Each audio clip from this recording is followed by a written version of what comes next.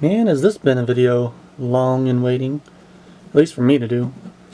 So, this little box right here has 15 years of movie tickets. It's not something I originally sought out to collect, it just kind of happened over time. So yeah, this goes from 2008, when I first started, not really collecting, I'll get into it, to the end of this year. So 15 years. And so before I open it and go over the movies that I've seen in theaters, the way it started out was just kind of, I had this like box underneath my bed, and it's kind of just where I kept random knickknacks, mostly like drawings and schoolwork, because I just kind of hoarded that stuff growing up. One of the things that was included was just movie tickets. Like, I'd come home after the movie, take the ticket out of my pocket or out of my wallet, and just stuff it in the box. Well, a few years later, cleaned up and I pulled out the box. I'm like, man, there's a lot of junk in here. So I'm throwing most of it away, but I'm noticing there's like little like piles of tickets everywhere. I was like, huh, well, let me see how many I have. And I think when I finally counted, it was like 20 or so. So I found this little box in the container in the kitchen, and just kind of add them, and that's when I started making sure to keep my ticket.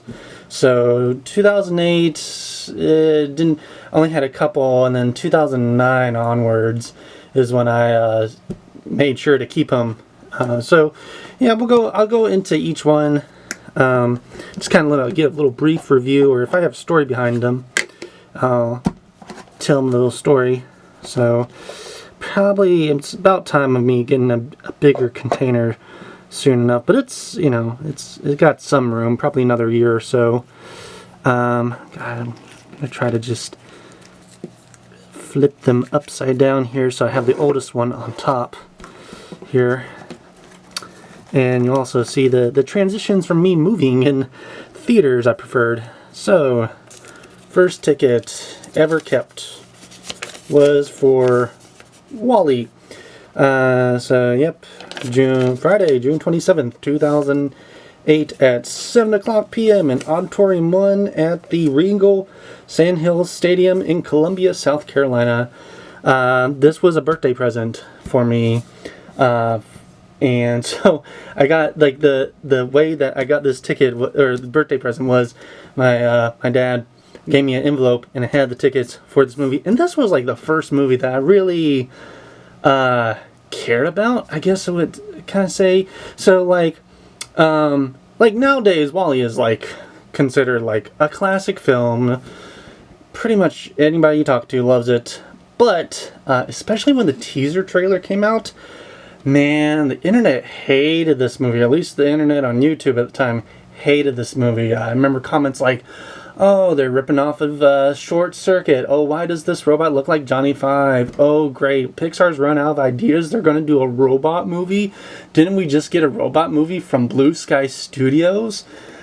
Which we did a couple years back. But, man. And then when the movie first came out, they're like, you had people who were like, yeah, it's fine, but there's like no dialogue for the first half of the movie. And nowadays that's kind of all gone, but you'll still have a couple people that'll still say that, but mostly it's come around to everybody just loving this film. So, but as soon as I saw the trailer with that song from Brazil, the Terry Gilliam movie, I was hooked. I couldn't wait, and it was like a year of waiting, and like every time a new piece of information came out about the movie on YouTube or on other websites I was going to at the time, I just kind of sucked it in like a sponge. I tried to collect the toys. There's even like a really old video, you can try to pull it up here on my YouTube channel. It still gets a decent number of views. I reviewed like the plushies you'd find at Blockbuster. I think I still have them somewhere. So yeah, so there was WALL-E, and that was the first ticket I kept. And I kept it as more of a souvenir because I just was really liking the movie, so I was like, I'm going to keep the ticket because I really, really was glad I finally was able to see that film. Next, these next couple, they're very faint, so I can see them, but like, you just, the camera is probably just picking up a white square. That's because it's just so faded. And at the time, like, these are all clean and dry now. They've been soaked in the sun and bleached and stuff. But at the time, we had a cat that just kind of urinated everywhere. So I urinated on the cards. Some of the cards kind of washed out, but I can make this one out if I look at it. So this is Bedtime Stories, so the Adam Sandler film. It's fine. It's a fine film. It's kind of one of those you put it on the background type of things. I do remember the reason I went to that movie was I saw it with my dad because my dad had to buy the ticket for my sister to see the new Twilight movie. It wasn't the first one. It was this. I think it was like the second or third film, whatever film came out. Whichever Twilight film came out around Twilight, but she had drugged me and my dad to the first film, and I fell asleep through it, and he didn't enjoy it.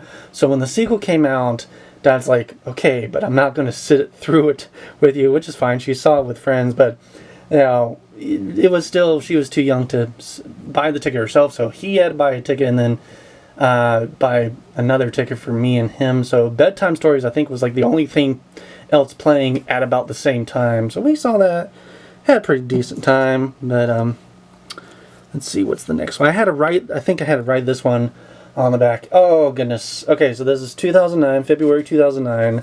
This is Paul Blart Mall Cop. This was just a really bad date. This was just not fun for me at all. Yeah, I didn't laugh throughout this whole film. And yeah, we didn't talk much after that film came out there, so yeah, that's about all I can say about this one. Next one. Oh, Taken. Okay, so we had a dollar theater for a while, and my dad was in town. This was when he was moving between. He was in the military, so he got stationed in a different state, but I still had to finish up school in South Carolina. But he would come for like spring vacation and stuff. So one week we were down there and we're like, well, let's go see a movie at the dollar theater. What's playing? Taken. Okay. So and yeah, I don't really have thoughts on Taken, but nice story. All right. What is this? Oh, is this? Yeah. Okay. I don't know if you can see it so well. This is Star Trek. This is the first Star Trek. By J.J. Abrams, Star Trek. So yeah, I had finished up school for the year and moved with my dad now, and this was for my birthday, and we had like been on a shopping spree all day, getting me birthday stuff, gifts, and we ended the day going to this theater, which a bunch of these tickets afterwards are from this theater. Saw Star Trek. I think it was like the first Star Trek movie I remember seeing. I probably saw some of the Next Generation movies, but I can't recall if I did. But this was the first one, and like I was on the edge of my seat the whole time. This was early high school, so this was kind of like my first big introduction to Star Trek. I know the fandom's kind of split. Some people like the movie. Other people say it's kind of too Star Warsy, too actiony for a Star Trek film. And now seeing some of the other Star Trek, I can see both sides. I still enjoy this one, at least. We'll get to the other ones later. But so yeah, 2009 Star Trek. It's this Transformers. I think this is the second one. I think this was like the last one I remember watching because it was just so. I don't know. It wasn't bad to me at the time because I was like high school and I was like, oh, it was cool. But I do remember there being just a lot of jokes that I was like, this is bad. This is when I really started not just taking in whatever the film was, but really kind of starting to be critical about it. And this was like one of the first ones I'm like, I don't think that was such a good film. And you know, that's the consensus for most people now. I think it was the same for them. And the next one is this is Harry Potter and the Half-Blood Prince. This is the first Harry Potter film I saw in theaters. Not a good first impression. Of course, I had seen some of the other movies on television. I've never really been a Harry Potter fan. So, and then this movie, and which is apparently the worst, as my wife says, it's the, what is it, the longest, I think it's like the shortest, the longest book and the shortest movie. Apparently they cut a bunch of stuff from the book that just would make the movie make more sense, but I don't know. But yeah, I came out of that one thinking, man, that was a bad movie. So I did go see, eventually, I did see some good movies growing up. Ice Age Dawn of the Dinosaurs. Okay, so I didn't see the full film of this when it first came out. What happened was a storm blew in like halfway through the movie and the lights went out. Like electricity went out in the entire theater. They evacuated the theater. So it wasn't like a rainstorm, it was a windstorm. It was really windy, and the wind blew out or I don't know, caused a power outage. So we were like standing outside the theater for maybe about 10 minutes or so. And like they couldn't get I don't think they could get the power back on. So they just kind of gave everybody free movie tickets to see the next movie, and they're like, you can stay around and watch and wait for us to get the power on, or you can leave and come back, and these vouchers are good for whenever. I think we eventually did finish watching the movie, but I remember that more than I remember the movie. And I believe the next one, yes, so this was the movie we saw with the free movie voucher, which was The Orphan, which was like one of the first horror films I really liked. I know recently they made a sequel, and I was like, well, I don't want it to like, I don't know how, I didn't look up any reviews or anything, but I didn't go and see the sequel. I really liked the first one. I haven't seen it since I saw it in theaters though, so I don't know if if I still would like it or not. I remember the basic plot and everything. I thought it was pretty good. Definitely more like a thriller. This was a good film, for me at least. Perfect Getaway. Okay, so this is a fine movie. There's a spoiler alert. There's a twist in this movie, and they kind of make this one character the red herring, but I didn't know what a red herring was at the time, outside of like the name of the pup named Scooby-Doo character. So when he asked about the red herring, he answers it right, but I thought he answered it wrong. So what I thought was the bad guy was actually the bad guy, because I thought he answered the question wrong. And so I was like, oh, that must mean he's the bad guy. So like when the actual twist happened, it didn't surprise me. But then I told my dad later, and Dad's like, no, that answer was right. So I was like, oh, well, I got the hint from the wrong hint. But anyways, let's see. This is G.I. Joe, The Rise of Cobra. I don't have any words about that. I've never been a fan of, like, I didn't grow up with the toys. I didn't grow up with any of the shows. I didn't have any of the toys that I can recall. Yeah, I don't remember anything about this movie other than that there was, I don't know, some fighting in it. Let's see here. Man, 2009, I saw a lot of films. Okay, District 9. Great film. And what was interesting, so this was, who's that dude's name? The director, I'll put the name up here. He was originally slotted to do a Halo movie. And this was like, I think Halo ODST and a couple of the other. This is before like Halo, what are we on now? 6 or 7? I don't know. I stopped following after like Halo 3. But I was still like, I really wanted to see a movie, and this guy was pinned to be the movie. And so I thought that District 9 was like the code word for Halo. Like I thought it was like his Blue Harvest, which if you don't know, Blue Harvest is the code name for one of the original Star Wars films, and that's why the Family Guy is called Blue Harvest or something like that. Anyways, so I thought District 9 was there, and then the trailers came out, and I was like, oh no, it's this instead. It still looked awesome, and still is awesome to this day, and where's that sequel? Sorry. Alright, let's see. Where's... stuck together. Alright, this is... oh, this is Ponyo. This is my first Studio Ghibli movie I saw in theaters. And...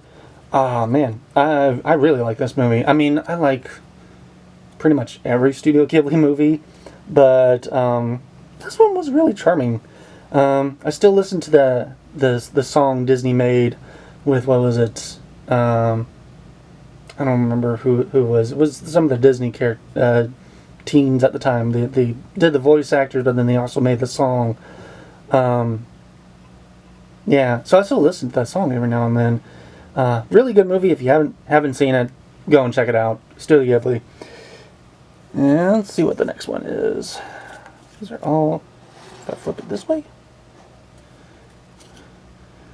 The Final Destination, which I believe is 4? My first Final Destination movie, learned right there and then I'm not a Final Destination fan. I'm really not any sort of those almost torture type of, I don't know if that word is allowed on YouTube, but you know, torture starts with a P, ends with an N word, type of films. I really don't get into these, so that's, I don't like Saw movies, so I don't like this. This was like my first and last Final Destination movie I saw in theaters. Gamer. This was an interesting film. I wouldn't call it a good film because the writing is not the best, and it definitely is definitely a movie of its time in far as production looks go. Very brown and grays, but it's got a really interesting plot. So if you haven't ever heard this film, it's like in a dystopia where you can go to prison. You go to prison, and the main character is like framed for a murder. But the way you can like gain your freedom is basically becoming a playable character, like you're still a real person, but somebody is like controlling you in the outside world as a video game character. And this is before Fortnite and stuff. This was when Call of Duty was the big multiplayer online game. So it definitely has that type of kind of gameplay style. Like if they made this today, the characters would be in more colorful costumes, and the guns and stuff would be cool, and everybody would be doing some really weird dance moves after they killed everybody. But anyways, so this is just like, what if you did a live action Call of Duty type of thing there. So really interesting plot idea, not the best execution.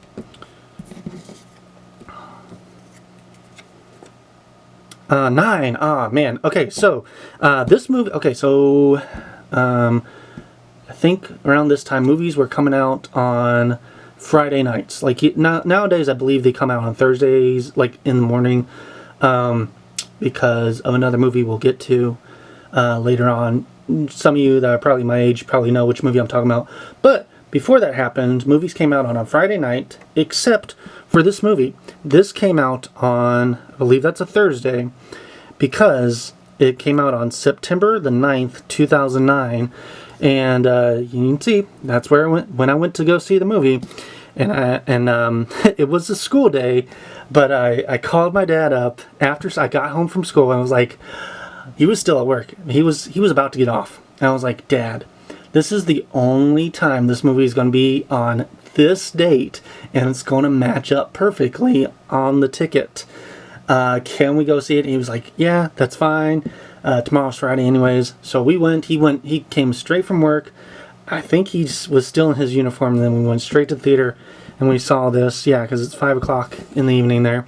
And we saw 9 on 999. And what a pretty movie. What an interesting plot too. It's based on a short story of the same name. And I remember seeing the short story, short film, because the short film was on YouTube by then. And yeah, it just kind of like, I didn't do top 10s back then. But this was definitely, I think this might have been my number one for that year. If not pretty close to it. But yeah, wow. And, you know, if you haven't seen it, definitely go and check it out. I'm sure it's streaming somewhere. You can get it on Blu-ray or something. Alrighty. Whiteout. Okay, so, interesting story. We saw the trailer for this during before the movie 9, and during this time there were rumors. I don't even think the movie was in production yet, but there were rumors that there was either going to be a sequel or a remake to John Carpenter's The Thing. Now, if you've seen my top 10 Halloween movies, you know John Carpenter's The Thing is my one of my favorite Halloween films and horror films of all time. So when this trailer came out, it looked like a remake or sequel to that movie. It was in, I believe it was in Antarctica. You saw everybody kind of like trying to, like there was a death and everybody was trying to figure out how this person died. And it was very secretive. And this was at a time when I wasn't really going online and reading up on every movie. I just kind of watched a trailer or two and then I was like, okay, that sold me. So this sold me thinking it was going to be the movie. It was not. So the actual movie is like, it's still like a murder mystery in Antarctica, but it's just a regular murder mystery. I think it's they're trying to like get some diamonds or something. It was a pretty boring film. We were disappointed walking out of it. Yeah. So, but the next film made up for it. So this was Cloudy with a Chance of Meatballs, and originally we weren't going to go see this movie. Like the trailers did not make it look like it was going to be a good movie. It just didn't. The trailers did not do it justice. But then we get a call from my sister. My sister still lived with my mom at the time, and she got out of the theater and she's like, "Ben, you need to see this film." I was like, okay. And my sister is not as big of a film buff as I am, so when she does recommend a movie, I listen because I'm like, okay, we do have similar tastes. So if she says I like a movie, then I'm most likely won't like a movie. And boy, was she right, because this I do like the sequel better, but this one was really funny and really good animation. I think this was Sony Animation. I think this was like one of Sony Animation's first movies. I could be completely wrong about that, but I believe that is. And if it is, they knocked it out of the park with this film. Zombieland, yeah. There's nothing that I can say that anybody else has already said about this film. It's cool, it's quotable, it's got Bill Murray in it, and it was probably one of the better zombie movies of that decade, of the 21st century. It's a really fun movie. That's all I gotta say. Inglourious. Oh, this is Inglourious Bastards. This was cool. This was my first Tarantino film in theaters.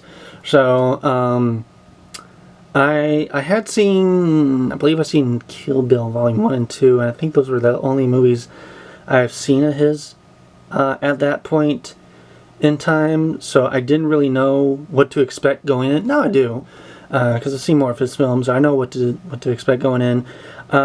Great film. Yeah, it was, kind of interesting seeing those scenes that everybody talks about now for the first time in theater, and yeah, that ending, yeah. Okay, so it says Toy Story. This is not Toy Story 3, because this is still 2009. Toy Story 3 wouldn't come out for another year? Yeah.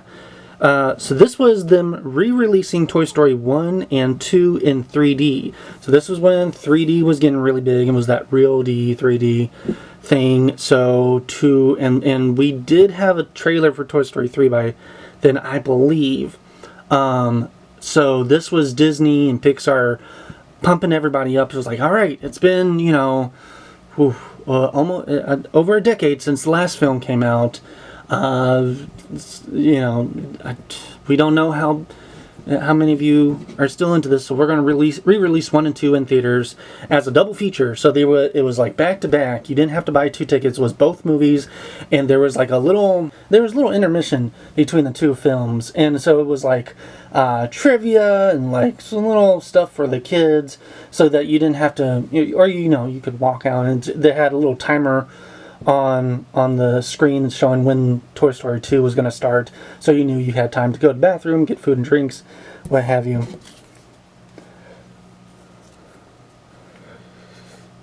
Ooh, this is the first Paranormal Activity movie. So this was, the Paranormal Activity series, I think, is done for now. But this was like an indie film that used, I think it might have been Facebook, but it could have been just a regular website, or it might have still been MySpace. But it was one of those, the trailer would come out and these said you had to ask your theater to play it, because it wasn't, I don't think any big company had gotten the rights to distribute it. So it was really, you just had to go to your theater, or I think you could like go on Facebook and like just tell or vote and it will come. So I don't think I had to do that for I think our theater was one of the theaters that just was going to show it no matter what. And yeah, it was scary for its time. Like, I can go back now and it's pretty slow. There's still a couple of jump scares. This is before jump scares really this was the movie that made jump scares the thing to do. So, and the found footage. This was like this was, I guess, my generation's Blair Witch Project. So, but it scared me. I had to sleep with the lights on, because it was that intense. Where the wild things are. Alright, so next year I am going to talk about this movie a good bit, so I'm not going to go into a lot of detail here, but this is really cool of a movie. It is based on the book. The Jim Henson Company did help with the creature effects, and it was awesome. It was a little dark for its time. Like nowadays, I think it would have been fine, and I would have enjoyed it more, but back then, I didn't really like the film because of how dark and serious it took the material. Like, this is something that I guess nowadays you'd have a bit more, they probably would have done a bit more psychological upbringing research into it, but for what they were doing at the time, it was ahead of its time, honestly, in a lot of ways.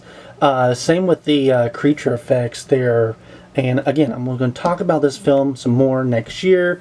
If you haven't already subscribed and you want to hear me talk more about this film, subscribe for later this year, where I'll be talking about the book, the movie, the video game.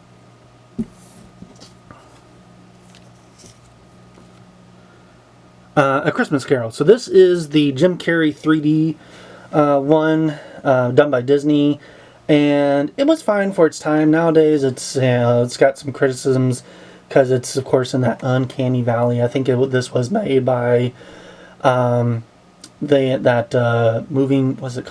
Pictures, Moving Media, the studio that did Monster House and Mars Needs Moms. I believe that's that studio. But for its time, it was really cool. It had some really cool scenes. It's just has not aged well because of the animation style, unfortunately, for me and for a lot of people. But for some people, this is still their favorite version of the film. So kudos to you if you still enjoy this one. Alright, goodness, what is this? Oh, this is Avatar. This is the first time I saw Avatar? Yeah, because... yeah, okay, so I saw... Some of these movies I saw multiple times. So I saw... Let's try to get these right. Oop. I saw A Christmas Carol twice. I believe it's once in regular and the second time in 3D. Yeah, because this was in November. And I believe I saw this one, I think this was Christmas Day. But then I saw Avatar twice. This is the regular 3D version, and then I saw it again in IMAX 3D. So I did Avatar, Christmas Carol, Avatar, Christmas Carol, Avatar. And of course, I really liked the film. I know that, nowadays it does have that, and as soon as the movie came out, there were critics, including some of my friends in high school, didn't like it for one reason or another, for the story, for the plot, for the characters. I enjoyed it. I thought it was going to be the next Star Wars. It kinda didn't, kinda did. It would be forever till we get the sequel, and we still got 2 more movies, I think, to wait for. But I enjoyed it, and I was gushing about this film. So I think this was like my number 2 or my number 1 pick for 2009. So that would have been going into 2010, with the first film being oh no, we have been in 2010 for, no, okay, I think this was my first movie in 2010. Really? No, these are backwards for some reason. Are they all backwards? Yes, they are. Okay, I'm just gonna go with the flow there. So Alice in Wonderland, first film of 2010, using 3D. This was the first movie I didn't like. I straight out was like critical of this movie, and it was probably for the least critical thing that most people talk about. Yeah, people talk about the graphics, people talk about Johnny Depp, and just how it's really nothing like the book. It is based off another book. It's based on, I believe, a book called Alice in the Glass Wars, which is kind of like almost a fan fiction book, I believe. But nobody knew about that at the time and didn't even mention it. But I was really critical of the music.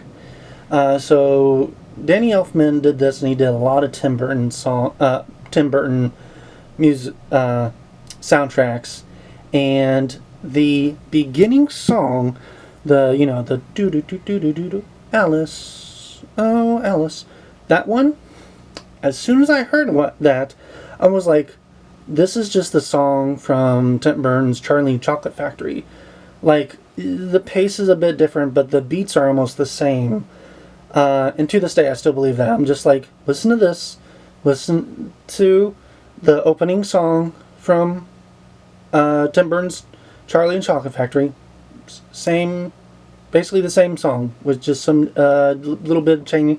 And I just, because of that, as soon as, that was the opening, and after that, I just didn't care for the rest of the film. So, yeah.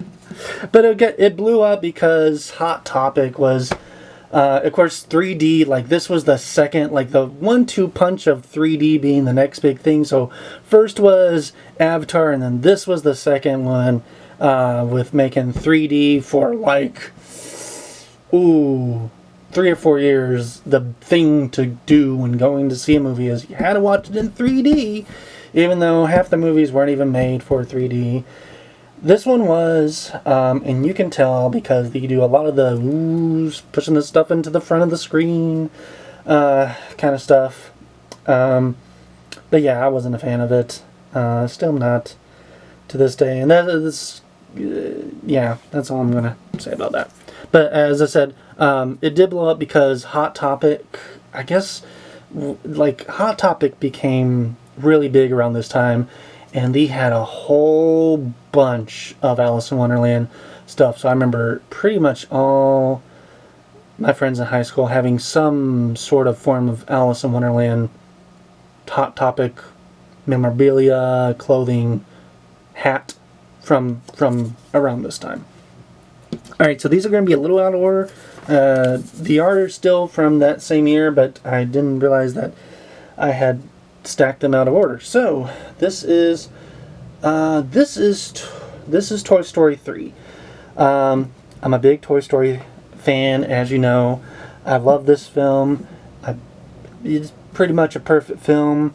Um, I don't have any criticisms of it, and I don't think anybody does. If you do, I'd love to hear them, because, not everybody likes the same stuff. But, yeah, you know, people say that it should have ended with this. I don't mind there being Toy Story 4. However, I am hesitant on Toy Story 5, because I feel like 4 was when it should have ended. But money talks. Alright, what is this one? Oh, Piranha 3D.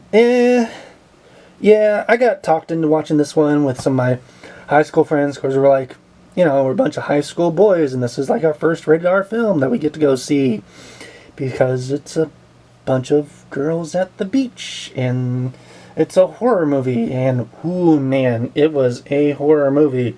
Man, this was a really graphic movie. I don't recommend this movie. So this is the second time I see Toy Story 3. This is with my aunt. And I was staying with her and her husband for like a week. And we went and saw, this was the film I wanted to see again, because Toy Story fan. So, let's see what's... I had it right on this one, okay. The A-Team.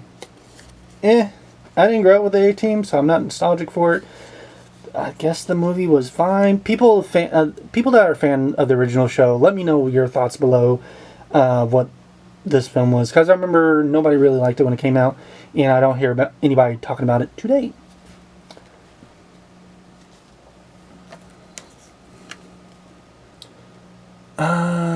The Legend of... The Legend of what? I hate when tickets do that. Because then you do stuff like this where you go back and you're like, what was this of? Oh, no, I remember now. Was this The Legend of Guardians of Ga'Hoole? You give me a second. I'm going to look this up. Yes, okay, so this was The Legend of the Guardians, the Owls of Ga'Hoole. I did not like this film, mainly because I was a fan of the books at the time, and I believe they condensed the first 3 books into one film. And this was before people thought of taking books and doing television shows with them, like Netflix and Amazon do nowadays. I really feel like the Guardians of the Ga'Hoole series, because of how short the books are, would do a lot better as a book series. So, yeah. And this was a lot for 2010. This was a lot of young adult novels trying to be on the Twilight, be on the Harry Potter train, and just basically crashing and burning with their first film. Paranormal Activity 2. Scarier than the first one. Had to sleep with the lights on again. Yeah, more jump scares. The Social Network. This was just kind of me and my high school friends being bored, and it's like, what's in theaters? Oh, there's a movie about Facebook. Okay, let's go see it. And all of us being stunned with how good of the movie was, because we didn't know the director, and a lot of these actors were still up and coming at this time. Like, now if you hear a movie that's going to have, everybody that was in this film, you're like, oh, this is going to be a great movie. But at the time, we're like, who? I mean, yeah, the main character was in Zombieland and I think Adventureland. But other than that, this is before, Andrew Garfield became Spider-Man. So we were still all just like Andrew who. But yeah, great film, of course. Let's see. Tron 3D. Man, I love this film. Saw this. This was it was earlier in the day than I thought it was. I thought it was closer to midnight when I saw this. But anyways, saw this film with one of my high school friends, and we just loved it the whole way through, and I still listen to the soundtrack to this day.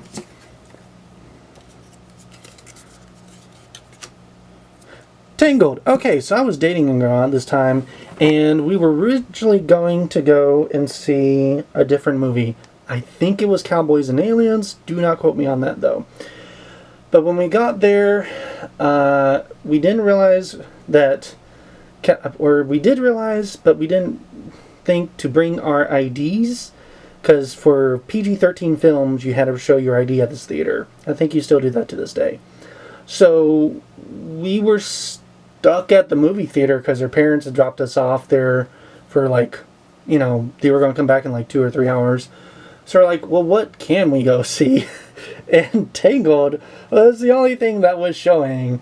And I went in with low expectations because I was not the biggest Disney fan at the time. This was when I was going through the only thing good coming out of Disney is Pixar right now, and everything else was, trash or not good. And I don't even remember seeing trailers for this movie. I remember seeing posters, and it was the one where it was like the hedge, and all you see is like her and Flynn's eyes, and that was like it. That's all I remember seeing advertised in this movie. I go in, I don't even know that it's going to be a musical, and it's like as soon as I Have a Dream starts playing, I fell in love with this film.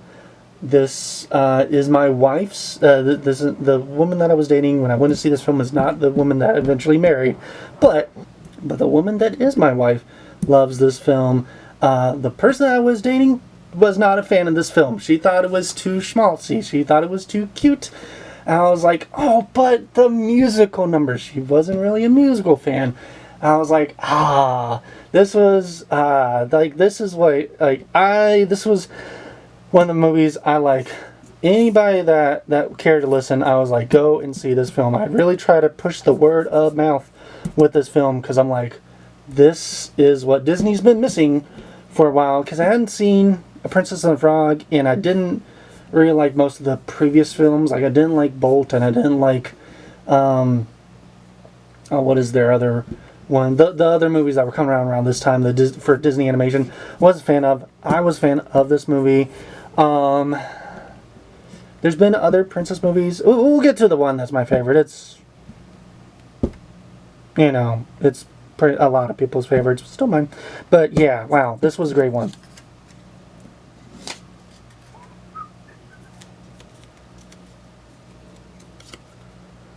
Hop. I was dating somebody else at the time. This was a movie we saw in theaters. It was cute. It was fine. What's funny is this guy, the Cyclops. That's all I remember him. Cyclops. It's kind of interesting. He's been in a lot of these films since then, where it's like animated character goes to a real world, and he's the dude that he runs into, and they all have to help. So this is like about the Easter Bunny, but it's like the next bunny in line, and doesn't want to be an Easter Bunny, so he goes to the real world, and hijinks ensue. Yeah, and that's pretty much it. But eventually, Sonic.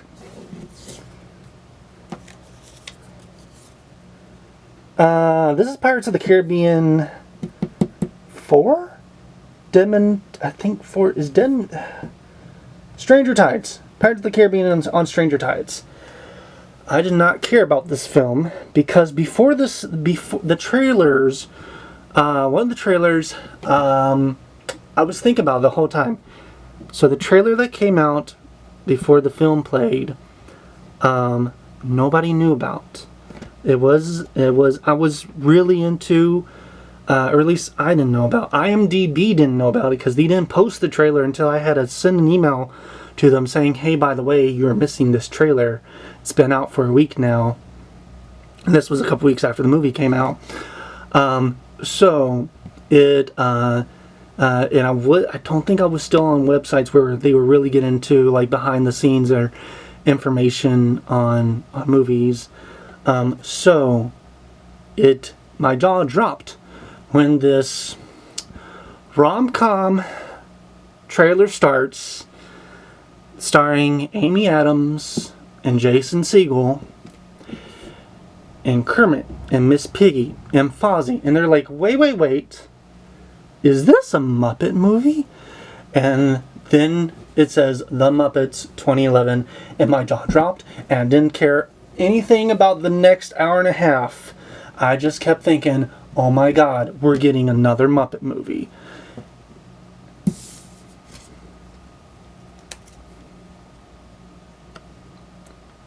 Super 8. I saw this for my birthday, or the weekend of my birthday, and I have the movie to this day. It's fine for what it is now. This was before Stranger Things. Stranger Things kind of did the formula better, but this was Stranger Things before Stranger Things, really. And my only criticism is I think the monster. I have back when the movie came out, and still to this day, the main criticism I have is the monster is a bit too generic. It kind of looks like, I don't know, a cuter version of the Cloverfield monster. Yeah, I was really hoping, like, they were building this creature up. It wasn't in the trailers. But as soon as you see the creature, you're like, oh, that's it? Okay. So, yeah.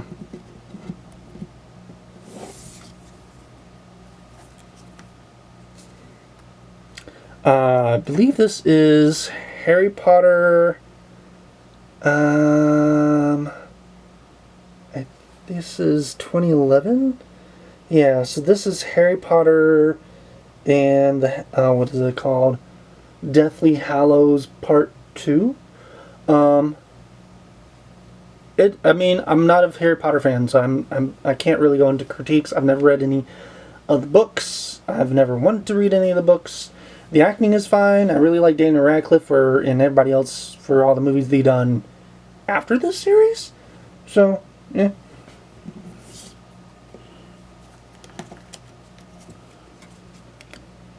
Oh, Captain America, the first Avenger. This is awesome. So, Captain America is now my favorite Avenger. Because before this, I think it was Spider-Man or Hulk. But as soon as this movie came out, like, Chris Evans was like the perfect casting, and Peggy Carter, yeah, great. And I still go back and watch this. I like, my wife watches all the Marvel movies, but I'll sit down and watch this one particularly with her because I really like this one. And it was really cool because the teaser at the end, like, yeah, you've got the teaser at the end of Iron Man about the setting up the Avengers, but this was the first. I think this was the last movie before the Avengers came out. So that teaser at the end of that one, oh my goodness, I couldn't wait for next year.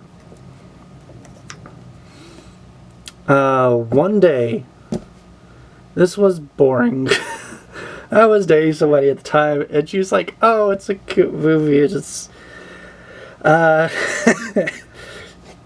The spoiler alert, the woman dies like halfway through the film out of like nowhere. Like, she gets hit by a car and gets killed off scene, and so the rest of it is just like, I guess one dude meeting up with all the other dudes she's dated. It was really, really, I don't know if this was a Nicholas Sparks movie, but it felt like a Nicholas Sparks movie.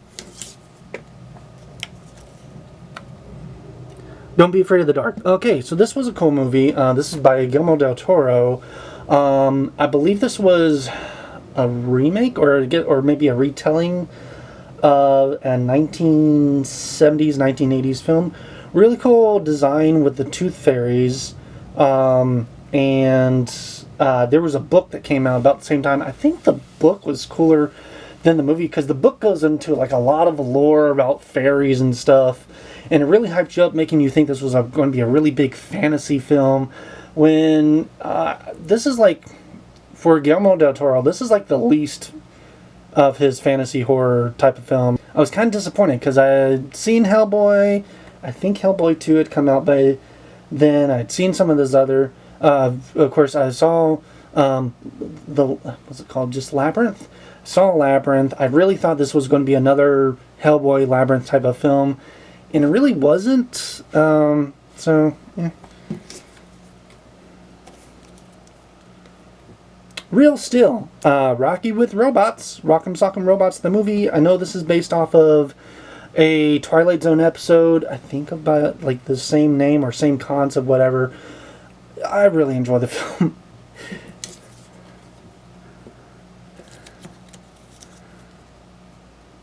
Alright, are we in 2011 now? Oh yeah, we've been in 2011 for a while. So this is Paranormal Activity 3.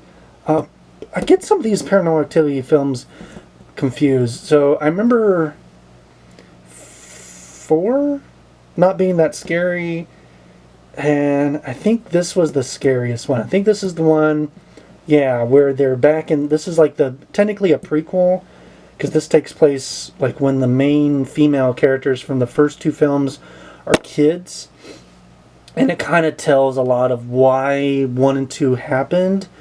So I think this was the creepiest by far, because it really was, it was kind of like their take on, it was kind of their take on the Poltergeist, but creepier. But it had a lot of the same kind of beats to it in regards to scares and stuff, and some of the same things that happened in that movie happen in this movie. But yeah, again, slept with the lights on. Let's see. Ooh, so here's the thing. Here's the movie that I thought Whiteout was. And I know this movie gets a lot of hate and stuff. Mainly because I think halfway through production they decided they didn't like the look of the practical effects and went with CGI. I didn't really care at the time. It still was a pretty cool movie, and it leads up literally right to the first film. So if you watch this one, it literally leads right into John Carpenter's The Thing, which a lot of prequel movies still don't do to this day. There's a couple, but they still like leave some space to where there could be another film in between. But no.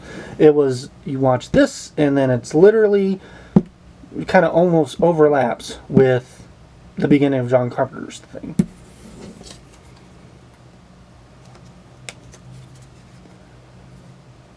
And this is The Muppets. I love this film. I think I saw this film 3 times in theaters. And it's still one of my favorite, not the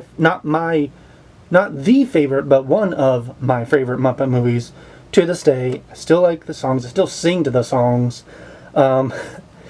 And yeah, I don't know what happened after Muppets Most Wanted. Disney really should have. We'll get into that discussion a little bit further into these ticket things here. So I'll say some more about this later. Here's the other Muppet ticket. Alright, The Adventures of Tintin. Great film, great animation. I think the way they kind of did a half realistic, half cartoonish look, really kept it from really diving into the uncanny valley there. I really wish that they would do another one. I know I think it's been in production hell since this one came out. But I would really like to see them do a second one in the same art style, same animation style too. Alright, so this is The Secret World of Arrietty. This is my second Studio Ghibli film.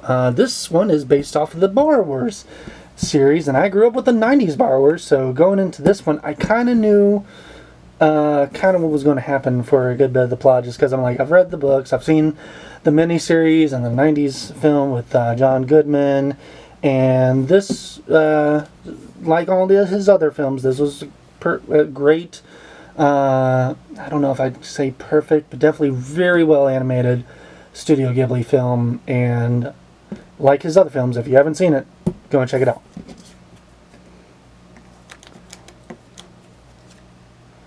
Oh, John Carter of Mars. I really like this movie. I hate that they took the of Mars part out, so the movie is literally just called John Carter, but originally was called John Carter of Mars, and that's what I will always call it.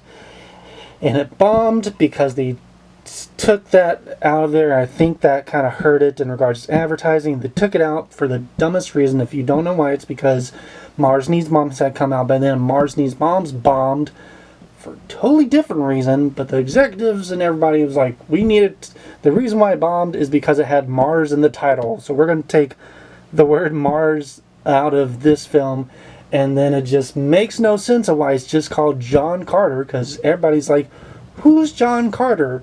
But this was a really imaginative film, and I hate that it bombed, because this really could have been Disney's next big thing if they had just allowed it to be what it was original title wise, I think.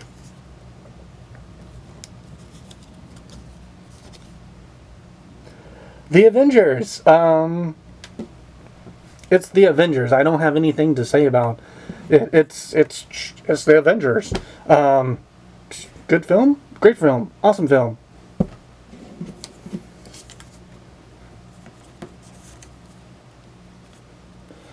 Dark Shadow. This was my friend. I'm now in college now. This was. Avengers was my first film in college. This is my second film I saw while in college. That's all I gotta say to it.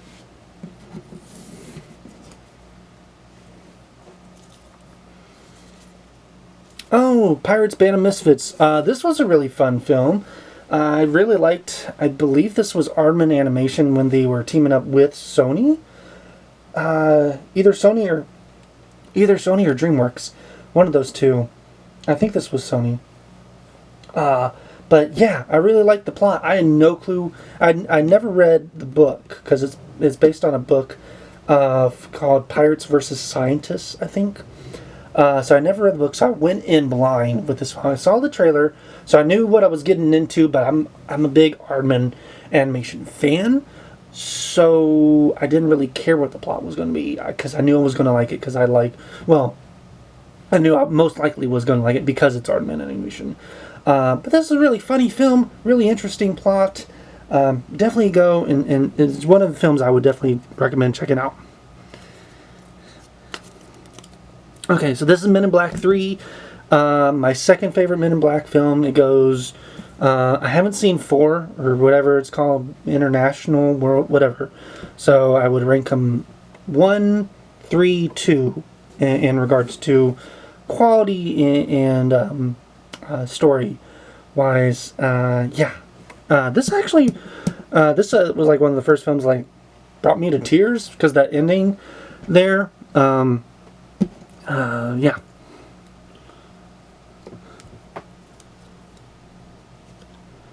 And I saw it twice, so that tells you something. Madagascar 3. I think this is like my favorite film just because of like the final scene where they all put on the circus act at the end. I really liked those visuals. Like this is still way before we would get any of the visually fantastic animation films that we have nowadays.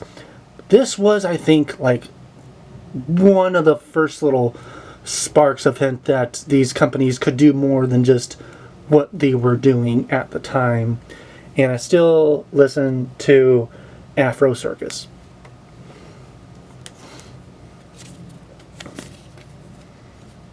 Oh, Brave. Okay, so I am going to be in a minority here.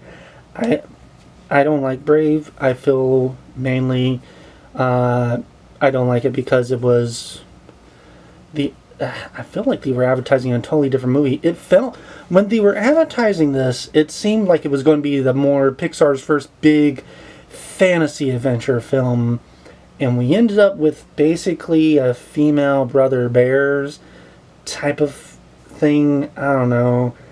I know that it's got a lot of enjoyment. I believe it even won Best Animated Feature that year. Whereas I think Wreck-It Ralph should have been the film to win that year, in my opinion. So, yeah, not a big fan. But I know, including a lot of people that love it, including my wife. So, yeah, that is what it is. Alrighty. Ted. This was, I don't know. It was a funny film for the time, but I haven't gone back and watched it. And I haven't even seen the second one. And I know there's a show coming out for it now, but I'm sorry. I really think Seth MacFarlane should do more Orville than anything else.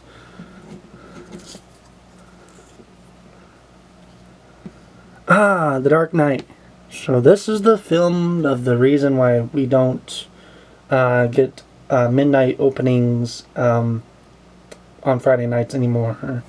And for a while we had like security guards at a lot of the bigger theaters, sadly. I won't go into details why, for those too young to not know what happened, but this was the film that kind of unfortunately changed the future of how films got released. It used to be you'd go opening night on a Friday night and it would be most likely like an 11:30 midnight showing. And now I believe most movies come out in the daytime on a Thursday. So yeah, the movie, however, this is The Dark Knight Rises. I'm sorry, this is not The Dark Knight. It's The Dark Knight Rises. I wasn't a big fan of the film. I thought Bane was miscast. I didn't like that weird love triangle thing that was going on. I just really didn't like the film.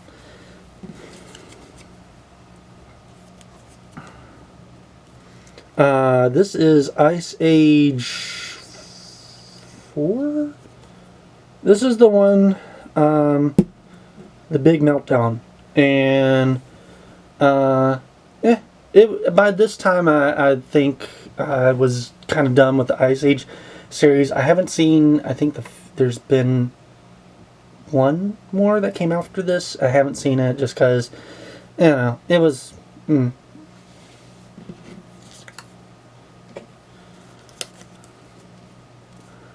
Paranorman.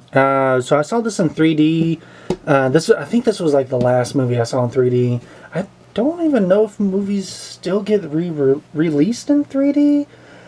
This is like, okay, maybe this was around the time that 3D was starting to die out, and I accidentally bought a 3D ticket. Like, they had the 3D in such small print by then, and I was just looking at the time. And so I didn't see that this was a showing for the 3D version. So I still watched it, but by then the 3D effect was starting to give me headaches. So I tried not to go see 3D movies, but this one I end up having to go see in 3D because I bought the 3D ticket. But the film is great. The story is really good. I think this is like my second favorite Leica film, right behind Coraline. Yeah.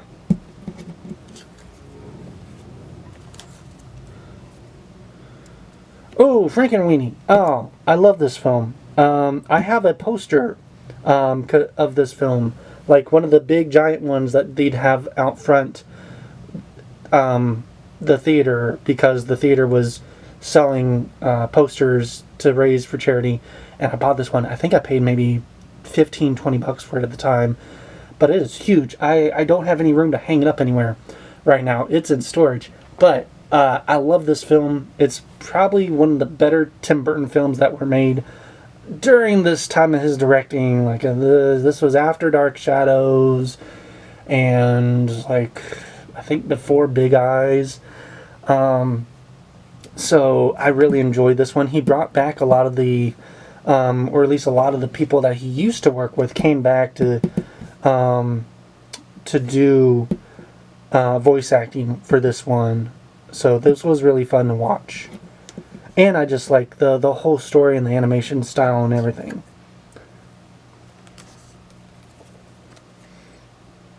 This is Paranormal Activity 4. This, for me at least, was not a scary film. I went with one of my college friends, and we were both laughing the entire time because all these things that were trying to be scary, like this is the one where it's like the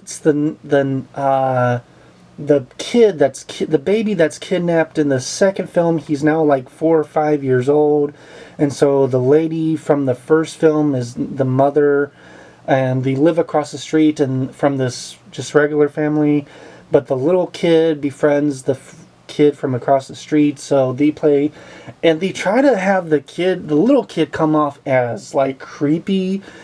He just comes off as adorable, and like everything he says is supposed to be like, I guess, like Omen levels of like, scary. Like there's a scene where he's like, and this is my spoon, and it's supposed to come off as like, I don't know, creepy, and it's like, why does this kid have a spoon or something? But no, it's just adorable. I was like, oh, he has a favorite spoon.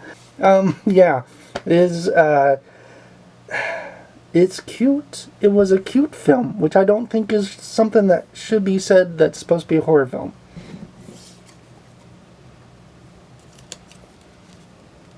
Ooh, Cloud Atlas. Man, I really like this film. I still haven't read the book. It is on my to eventually read, and I know some people didn't really like it because it hopped around a lot in regards to timelines. I guess this would be the first really big introduction to... No, this wouldn't be considered multiverse. This is just reincarnation. But really cool. I know a lot of people make fun of like one of the future, or I guess the far future, the accent, especially the way Tom Hanks, and I think it's Halle Berry, speak in that timeline. But and I can see where people would make fun of it. It is an interesting way of speaking there, but I really enjoyed it. It is story wise really heartfelt, I think. Oh yeah, Wreck-It Ralph. This should have won Best Animated Film that year, I believe. It's a classic now. As soon as I saw it, I knew it was going to end up being a classic. I've watched it dozens of times since, and it still really holds up. Alright, so this is Life of Pi. I hadn't read the book yet, so this was my first introduction to this story. Visually fantastic. I hate, later on we found out about the animation, their visual effects studio. I believe they weren't getting paid and they were on crunch time, so it was a really toxic environment for that studio. So, but I think we found out about that long after the film was released. I think I'd already bought it. I didn't buy it full price. I bought it from Goodwill. But it's a really interesting film, especially it's I guess in a really interesting book, just in regards to its thoughts and its takes on religion and just this boy's or man's adventure, and yeah.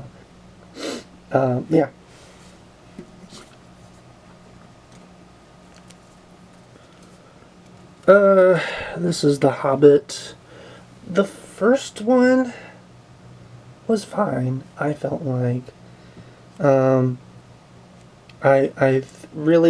think at this time they were still planning on just making it 2 films. And I had read The Hobbit, and I was seeing that for the most part it followed it pretty well. So I believe that I kept this as one of my top 10 films. I think this was my number 1 for my top 10 of that year. And yeah, even over Avengers. Even though, funny enough, Avengers is like the movie that's aged the better out of the 2 of those. But yeah, it ended right where it should have been, because that's kind of the middle of the book right there. I would eventually watch at least the second film. I haven't, and we'll get into that in a little bit.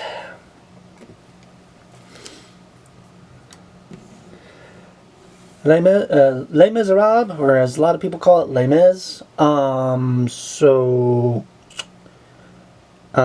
This was when well, at least for me, I didn't know it was going to be a musical.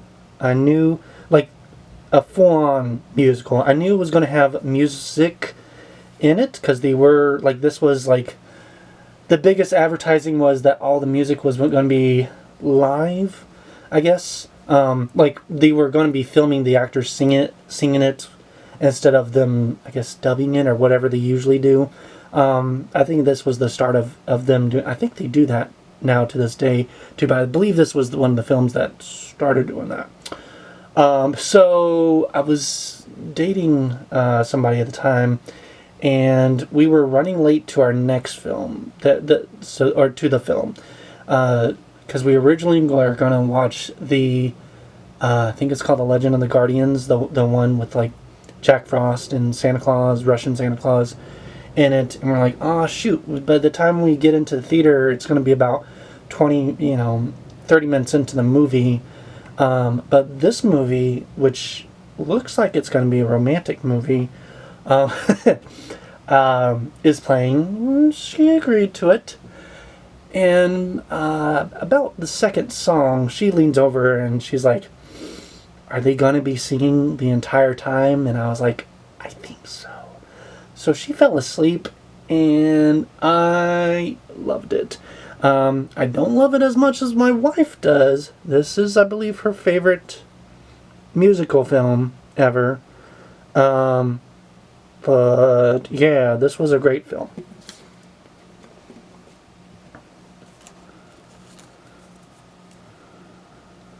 All right, Warm Bodies. I went into this expecting this. I don't really know what I expected, honestly, because I knew it was based on a young adult novel. I knew it was going to be Romeo and Juliet, but with zombies, and I think I was just watching it because it was going to be zombies. And I think this was Nicholas Holt's first big film, and man, that dude has blown up now. But this is before before X-Men, or him being in X-Men, before Renfield. This is just him, I think, just starting out. And I walked out of that film saying, wow, this is a great film, and that was a really good actor. I want to see him in more stuff. And I'm glad he's still doing more stuff, because he's one of those actors now where if they say he's going to be in the film, I really don't care what it's going to be. I'm going to watch it. I'm really looking forward to Nosferatu.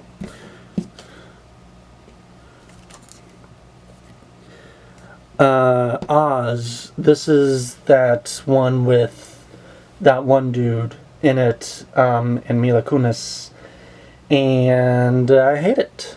I really do. It's not good. The animation is bad. The plot is really bad. Acting is awful. And I feel like Disney was trying to do Wicked with how they did the story for those sisters, because Wicked was the big thing before, and Kurt, I think when this movie came out, was really big. It still is. What am I saying? Wicked's still big, but yeah. No.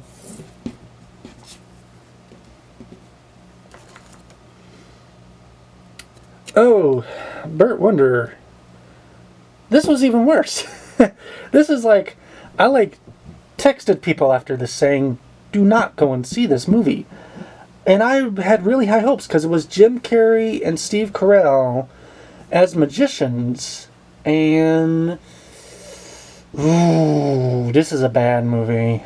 This is a bad movie.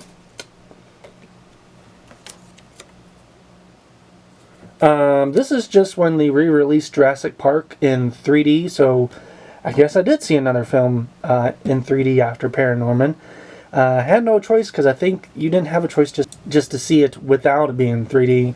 Um, but I had never seen it in theaters. I grew up with it on VHS, but this movie is as old as me. So by the time I was able to watch this movie, it had already been on VHS for a while.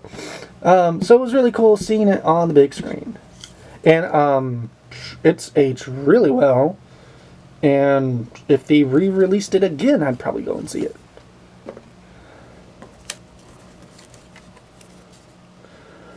Oblivion, I was just really on a sci-fi kick, and so any movie that was going to be sci-fi, I was going to go see, as you'll see in some of these other films for this year, because this is 2013, and nothing really to write home about. That's, yeah.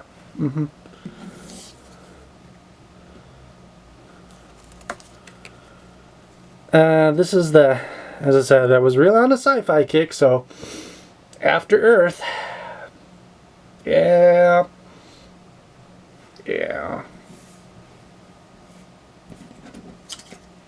Sometimes you keep them as a memory, not for how good it was, but just to make you realize sometimes you make some stupid decisions in life. Alright, it's the next day. Continuing. Now You See Me. So, this was actually a pretty good movie the first time you watch it. What doesn't make it starts making less sense the more times you watch it. And like, I haven't seen the sequel, so I don't know what they do or if they try to retcon anything. But the overall plot was interesting. It just kind of I guess the twist at the end doesn't make a lot of sense when you think about it in the way these set these characters up. But it was a fun movie to watch.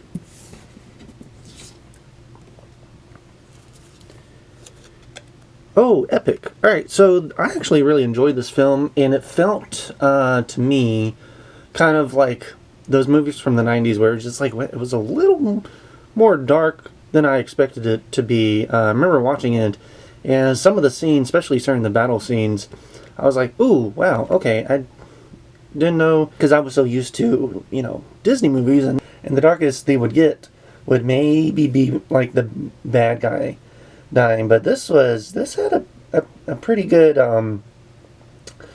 good amount of deaths and other dark imagery in it. So I wouldn't put it like equal to, but it reminded me of like those 80s and 90s films, made by Blue Sky Studios and based off of the Leaf Man book by one of my favorite children authors, William Joyce. And I still have a copy of the movie to this day, and I've watched it a handful of times. I still like going back and enjoying it.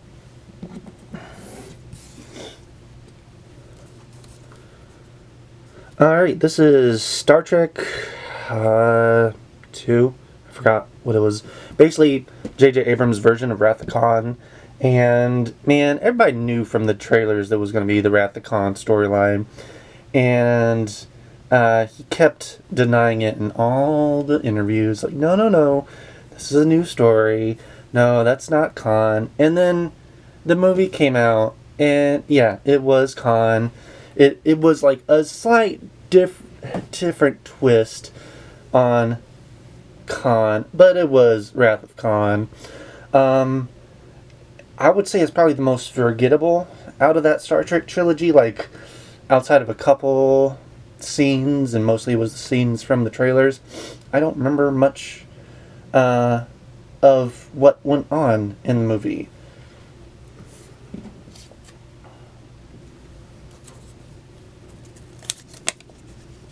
Alright, so this one's Alright, so I can see it. Okay, so there's a local theater that re-released movies. So this is just me going to see Total Recall. I don't know if you can see that there. It's pretty faded, but yeah, this isn't the new Total Recall that was out around the time the theater was able to play the original Total Recall, which is fine. I love that movie. So it was kind of cool seeing it on the big screen.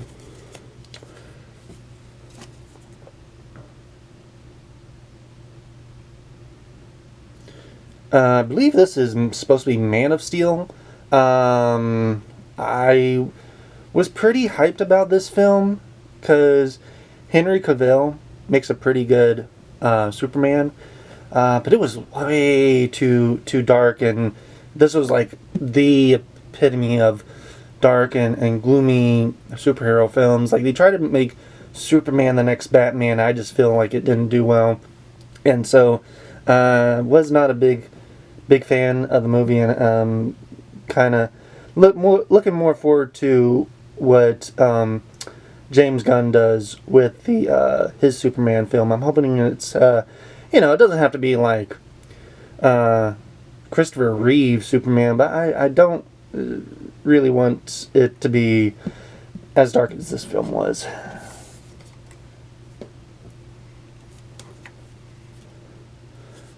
Monsters. This should be Monsters University, and I think this was like the beginning of Pixar's kind of meh films. I watched it because I'm like, well, I've had watched pretty much every Pixar film up until that point, skipping Cars 2, of course.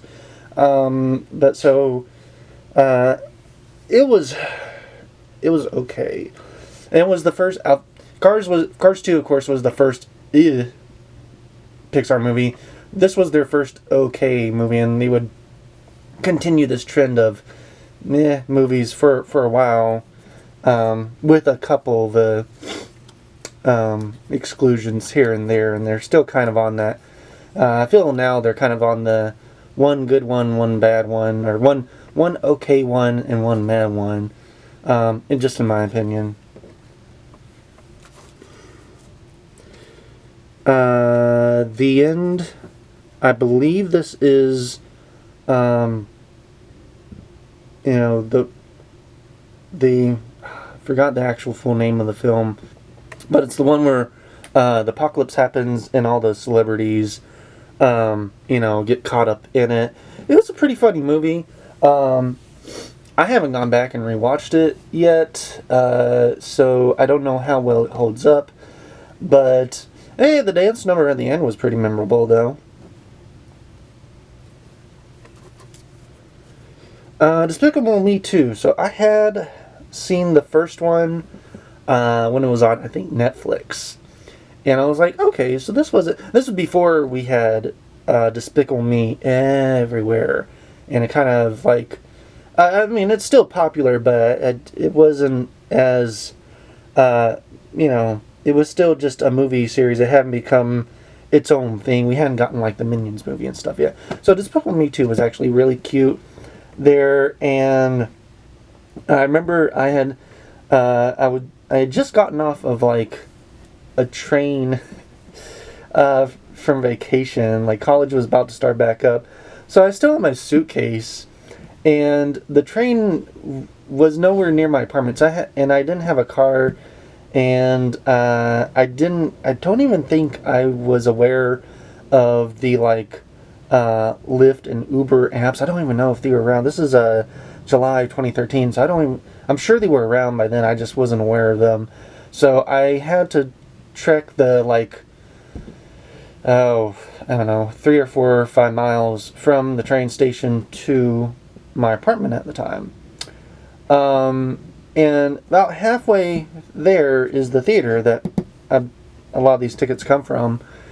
And I was like, man, I need to. This was, of course, July, so it's hot outside, and I'm carrying this big suitcase, and I'm thinking I need to cool down for a little bit. And what better way to cool down than to see a movie? And Despicable Me 2 was the only thing playing at the time. That was like right. It was going to play right as I was ordering the ticket. So they checked the luggage. It's just clothes and some action figures that I had bought while on vacation, and they let me come in, and I had to sit on like an end, way up at the top at like an end seat with this giant suitcase beside me and just watched the movie. Thankfully, by the time the movie let out, it was dark outside and it was nice and cool down enough to where I could walk the rest of the way home. Pacific Rim, awesome film. Probably one of Guillermo del Toro's best films, in my opinion. I hate that they made a sequel, and it, from what I heard, it was not as good. But man, even like the toys and the action figures that came out for this film were so awesome. Expensive now, but yeah, this was great. This is before we got, all the Godzilla movies that we got now. It was like it was a while since we had a good kaiju movie, and it was really cool that they used the word kaiju instead of just giant monsters. I'm like, okay, cool, yeah. So Guillermo said he was a big fan of Godzilla and Gamera and stuff. So this was like his love letter to them, and you can tell.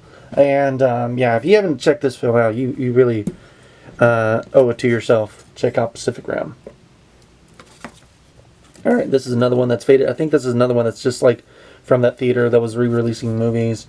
Yep. So this is just this is me seeing Beetlejuice on the big screen. Really cool. I'm interested in the sequel. I'm waiting for a trailer. I have hopes that Tim Burton hasn't made a good film, I think, in a while, so we'll see. Elysium. This is that same year I was on a sci-fi kick, and so was the movies, apparently. I think I get Oblivion and Elysium mixed up, and I can't really remember the plot for either one of them, so I can't remember where this one was good or bad. I'm gonna look it up really quick here. So I want to say Oblivion was the one. Okay, yeah. Oblivion was the one with Tom Cruise. Elysium's the one made by. Was this by? Who I think it was. Yeah, this was Neil Blomkamp's film. This was after. I believe this was after District 9, but before Chappie. I think this was his second film. Interesting plot. I don't know. It kind of, I don't know. I felt that it needed a little bit more work in the writing department. Yeah, and it was another one of those movies where I think instead of like grayscaled it, I think I think they were supposed to be on like Mars or something or something close. So everything had from what I remember, now this is 10 years ago, I believe like the whole planet had this like red hue to it on Matt Damon's planet. And so after a while it just all kind of bled together. So, yeah, I don't know. Oh, World's End. This was this is the other end apocalypse comedy movie that came out in like the span of a month. And this was the better one. Of course, it's I pretty much considered a classic now because it's done by. This was done by Edgar Wright. Classic film. His whole Cornetto trilogy is great. I still need to check out. I've seen Shaun of the Dead. I need to check out the one where they're the cops. That's the one I'm missing here. But this is great. This was a fun film. Oh, all right, another one from that theater. Which one is this?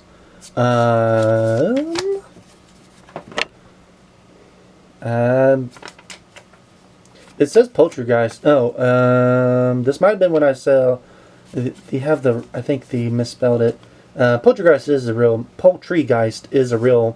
film. I believe I saw Poltergeist, the original Poltergeist, there.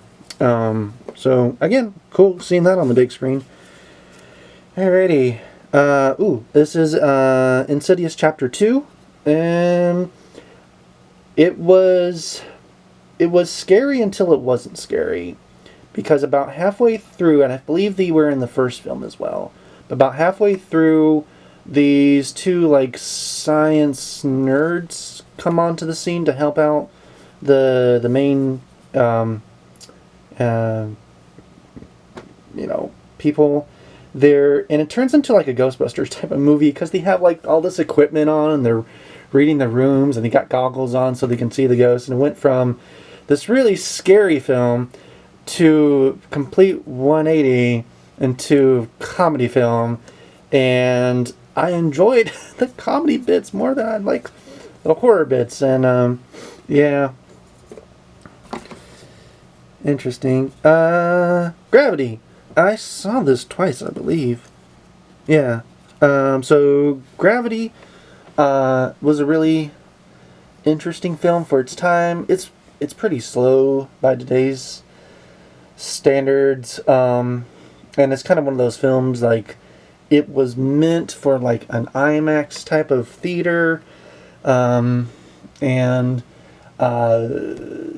but it was really good acting.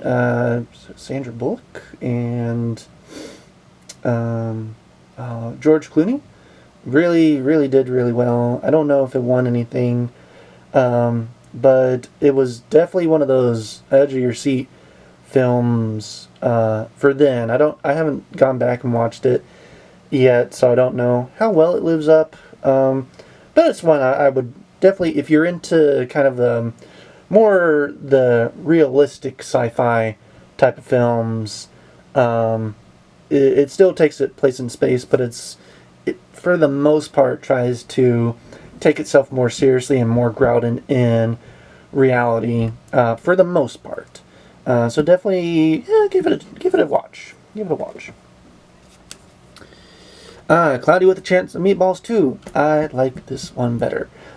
Just because of all the cute little fruit and animal creatures. And that was the selling point for the movie, and that's what sold me on it. And that's why I enjoyed watching it. Don't even remember the plot. Probably because I haven't seen it as many times as I've seen the first film.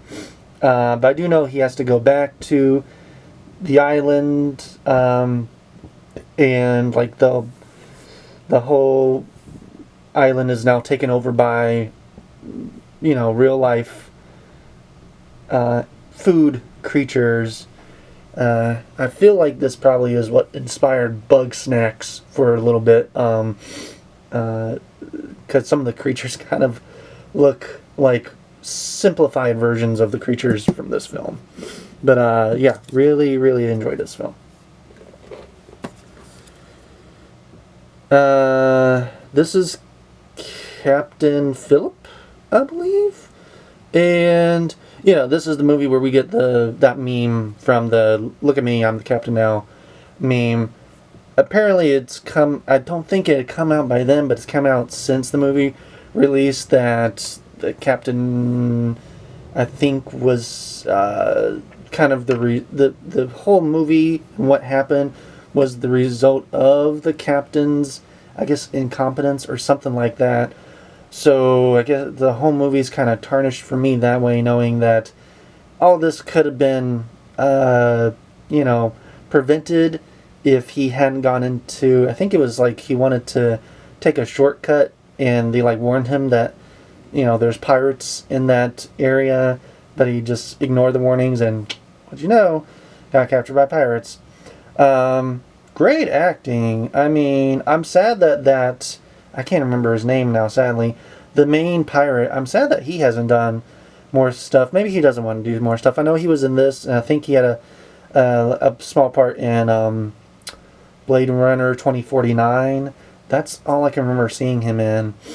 Of course, Tom Hanks, being Tom Hanks, doing really well, especially that end scene after they're all been rescued and stuff. I mean, if you don't care and you just want to see a good film, definitely check it out. But if you care more about it being historically accurate, or it being, I don't know, you don't like the history of what actually happened, maybe skip it.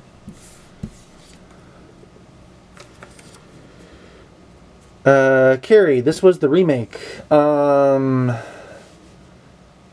I honestly cannot remember this movie. Like, I just think of the original from the 70s? Yeah. I mean, I'm sure I think it just followed beat for beat the film. I wish I could say more about this, but I honestly do not remember this movie.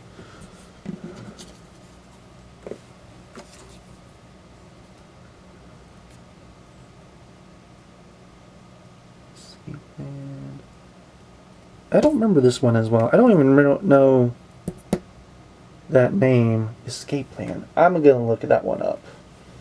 Because that's weird. I don't remember Escape Plan.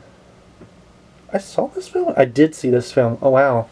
Yeah. This was that Arnold Schwarzenegger and Sylvester Stallone sci-fi film where they're trapped on a boat and they gotta escape. That's all I remember. That probably tells you about the film or of my memory. I don't know. I saw a lot of films this year. This was still 2013. I'm like seeing a movie like, okay, this is October 25th. Carrie was October 20th. Captain Phillips was October 12th. Cloudy with Chance of Meatballs 2 was October 7th. Gravity was October 6th. Insidious, what is this? September 13th. I'm like watching these back to back to back now. So yeah, this was the 2013 was a big year for me film watching. So I just saw so many. I'm sure there's going to be a couple that slipped through the cracks of my mind. Gravity 3D. So yeah, I saw Gravity twice, once in 2D, once in 3D, and I keep saying this is like the last 3D movie I saw. I don't know. I might have saw another 3D movie after this. We'll see. This was going with a church group, the young adults church group. So I had already seen it, but it was cool seeing other people's reactions. Ender's Game. This is still 2013. Yeah, 2013 was a big sci-fi film year. Wow. Big meh sci-fi film year because I did not like this movie. I tried getting into the books and I was like, maybe that will help me better understand it. No, I know there's fans of the book, but then the writer, he's kind of just one of those writers I don't enjoy his work, so I'm just gonna leave it at that. So, but yeah, even before reading the books, I just couldn't really get into this film, and I was really excited because it had Harrison Ford in it, and it had a couple other big names at the time. The I believe the kid in this what is his name? Something Butter or something. He had just come off of Hugo, like a couple years ago, so I was really excited to see him kind of blow up and be the next, big teen star. But I don't know, I haven't seen him in much since like this, and I think he did a couple other films like that. I don't know if he's probably doing smaller projects or more stuff. I don't know. I just was not a fan.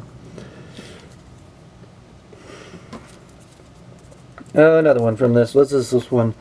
Buried. Oh, this is a film festival. This is a horror short film festival. Alright. Ooh. Are we in that? Are we about to get to?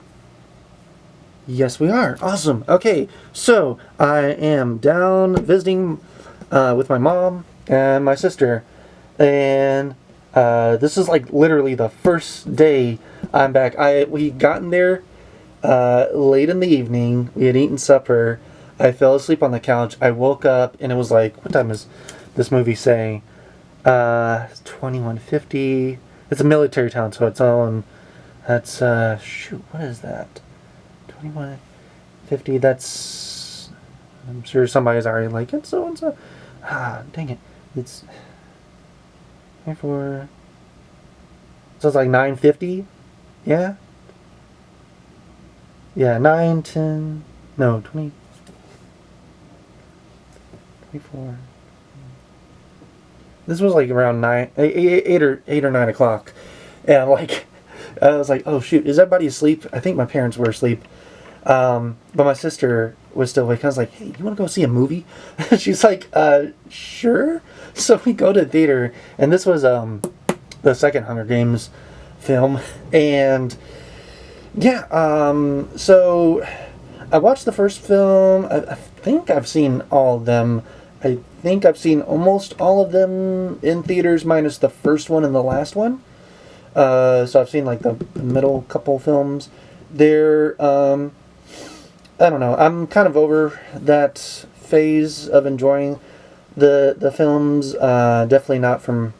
I mean, I guess if you grew up with them, you probably have some nostalgic for them. But I don't know. The acting was really good, of course, like Jennifer Lawrence and everybody. But yeah, I don't have much to say on the Hunger Games series now, 10 odd years later. But then the next day, this was like during winter break, so there was really nothing to do in town. So we're like, well, let's see what's the next movie. And for new Disney princess movies, Frozen's still my favorite. I know it's probably a generic pick, and you know everybody has their favorite, but yeah, man, I got so into this soundtrack. I listened. We were a couple days later while we're driving back up. My sister is driving me back up to my where I lived before her finishing the drive back to where she lived. We listened to this soundtrack the whole ride there. And then I was just dating my now wife at the time. I introduced her to the soundtrack, and I believe the next movie is me watching it with her. No. We see this movie again together. And it was like our second, I think it was our first film in theaters, if I remember correctly. But before that, I saw The Hobbit, The Desolation of Smaug, and it is as bad as people say it is. Because this was when they decided to make it a trilogy, and if you ever read The Hobbit, or if you, I'll let you know, it's not a long book. It really cannot be stretched out into 3 films. Making it a 2-parter was probably the best idea. But then, I don't know, Warner Brothers wanted to make it 3 films because I guess Lord of the Rings was 3 films. And so they stretch what's basically like 2 or 3 chapters. Like, we don't even get to the Battle of 5 Armies. It stops, like, way before that. It stops right when they're fighting Smaug, which is so weird. So, like, the first, and then the like, put in a bunch of needless stuff. Like, there's a love triangle between one of the hobbits and one of the elves, and the shoehorn Legolas into there. Legolas is not in The Hobbit. He might have been mentioned. It's been a while since I read the book. And they spend so much time in the one city and put so much backstory and, like, information into the town that was never there in the book. And I'm sorry, I'm going on a tangent here. Short and sweet. This is a bad movie. Don't watch it. Alright, so I saw a couple films before I saw Frozen again. Okay, cool. Saving Mr. Banks. Yeah, it's kind of a Disney-fied story of the making of Mary Poppins. There's a book that has come out or I guess it kind of was based on the book, that gives a bit more to P.L. Travers' side of the story of her and working with Walt Disney and the company. But the film, just by itself, is a fantastic film. this was like the second time I cried in a film just because, I didn't know any of the history about P.L. Travers or her family or her growing up. And I barely knew much of the history of the making of Mary Poppins outside of a couple bits of trivia here and there, more so on the acting side than anything else. So it was really, and they casted it perfectly. Honestly, Tom Hanks is Walt. It was a perfect Walt Disney. I don't know how well I forget her name. I'm so sorry. Trelawney. I just know her as Trelawney. Did a portraying P.L. Travers, but it was a really fantastic film. So yeah, I'm still in 2013. Good Lord, 2013 was a big year for films. Here we go. Alright, so here's where I went to go see Frozen again with my now wife. We were dating at the time. I believe this was the first film we saw together in theaters. And hers, as I said, is Tangled. So I was saying it was better than Tangled at the time. Do I still think that? No, they both have their faults, but they're both fantastic films. But I do still enjoy watching Frozen more. I know that probably everybody's sick of this movie because, Let It Go got played on the radio, which it had not happened in a while.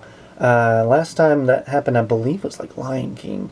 So yeah, this was a big movie and I really enjoyed it, and I still enjoy it. Are we getting to the end 2013? Yep, so we are in 2014. This was the first film, the Lego Movie. So Frozen and the Lego Movie came out, looks like a couple months apart from each other, and they both had, an earwormy song. So people got tired of both Let It Go and Everything Is Awesome at like the exact same time, unfortunately. And then there's me that would just play both soundtracks like back to back.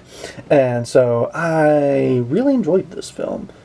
And it's kind of, I really wish they had kind of spread out the releases, because, once this movie came out, then a whole bunch of other Lego movies came out. And by the time Lego Movie 2 came out, everybody was done with that type of film, unfortunately.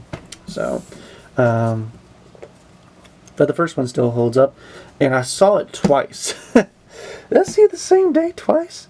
I saw it the same day twice. I saw it, let's see here, yep. I saw it, either that or no, I saw it twice, yeah, because this is two different times. I've got 7:30 p.m. Friday, nope, what is this? Oh, I'm sorry. I saw it twice within looks like almost a week of each other, so yeah. February 14th, so I saw it on Valentine's Day, and I saw it again on February 24th, and I saw it like late at night because I was like, on my way back to my apartment, and I was like, well, I kind of tired of watching a movie.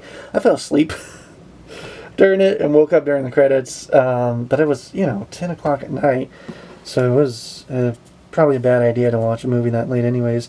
Man, okay, Godzilla, yeah. This was a fun film. I hate that the advertised Bryan Cranston was going to be in it, and then he was only in it for like 20 minutes.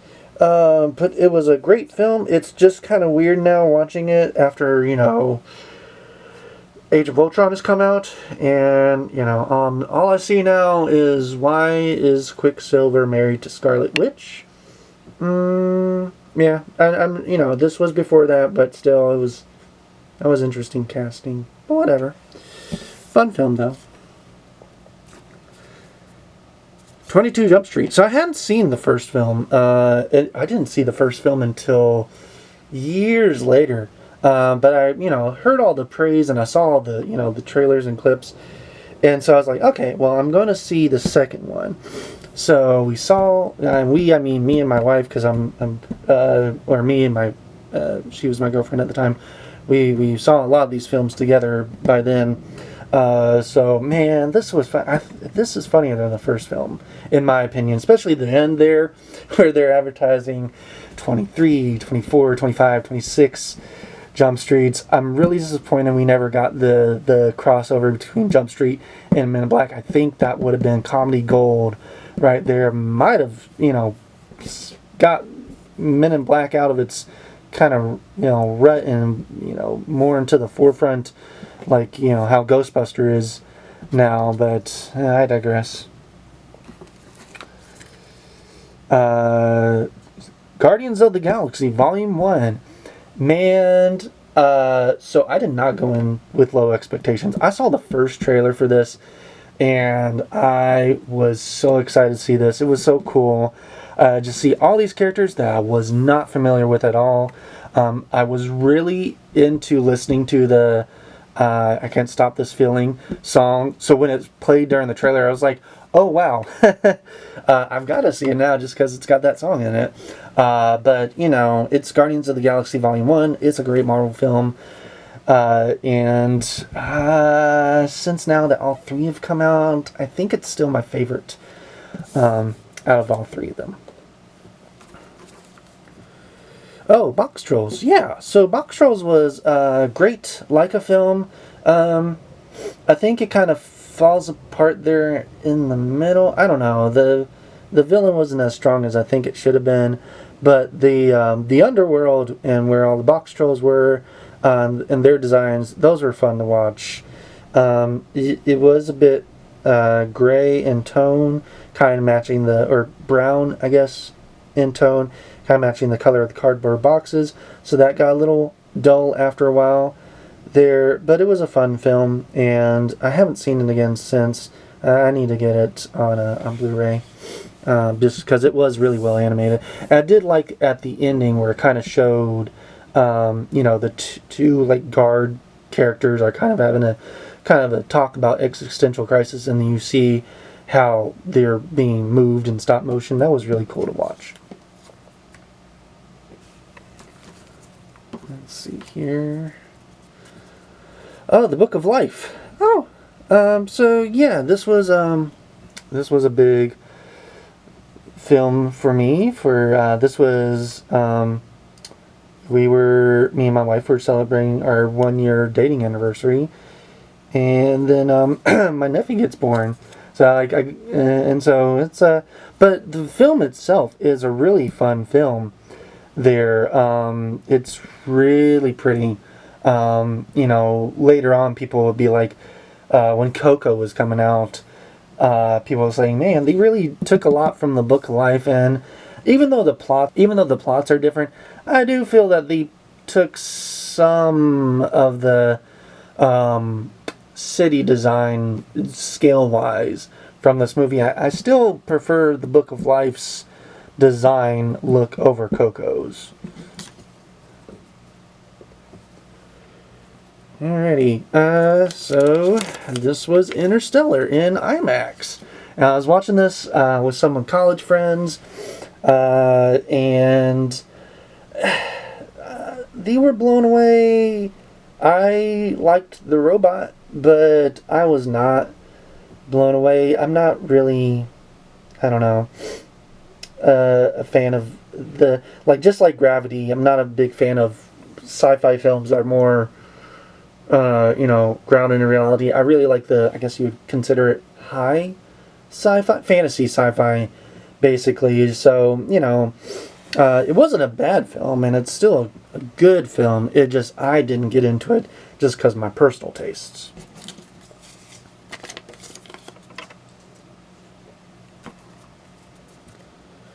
Ooh, Big Hero 6. Speaking of fantasy sci-fi, I did really get into this film.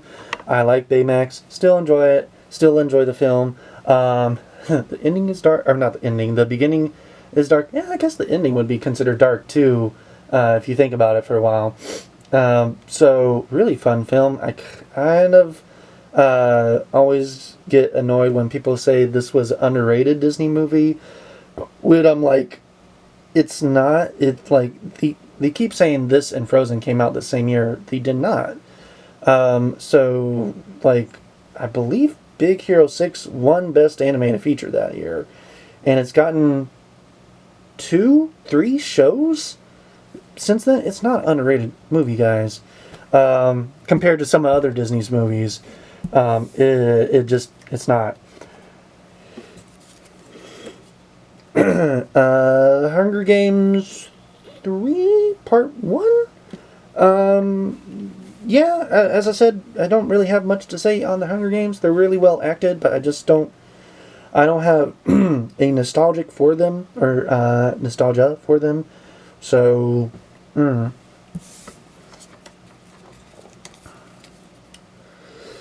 Into the Woods. This was the wife pick. This was the wife, but at the time girlfriend pick, and I did not get into this film at all. And my main complaint is that a lot of the songs sound the same to me. Like, I like musicals. Don't get me wrong. I love musicals. We're gonna get to some movies here in a little bit. I'm gonna go off on them. But this one, no, I could not get into this film at all. I really didn't like half of the actors that were in it. Just on a personal level, I just don't think they were the right picks for those roles. Agony is the only real song I can remember and still enjoy listening to, if it like comes on while we're like in the car and my wife is in control of the music playlist. So I'll listen and maybe sing along to Agony, but other than that, I'm good.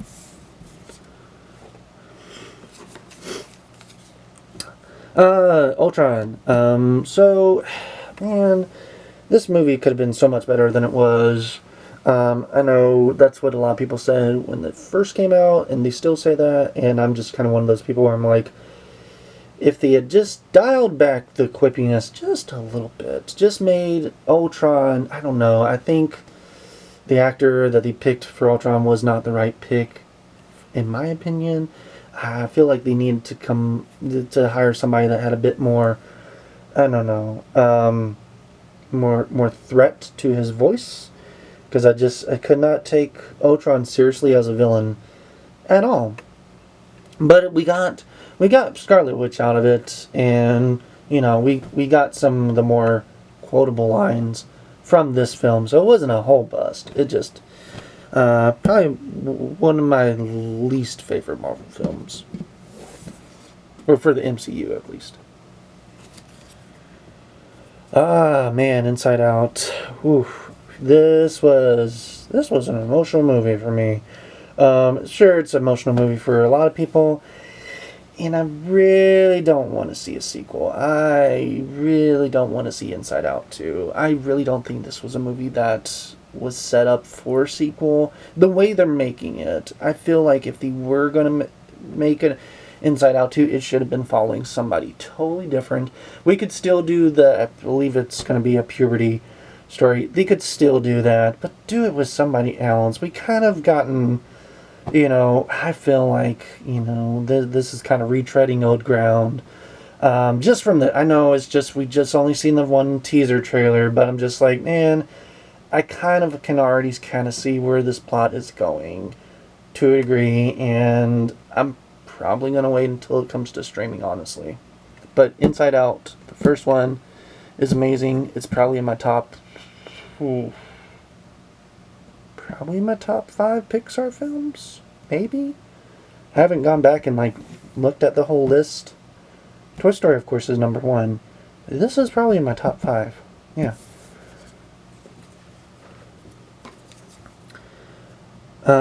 Crimson Peak.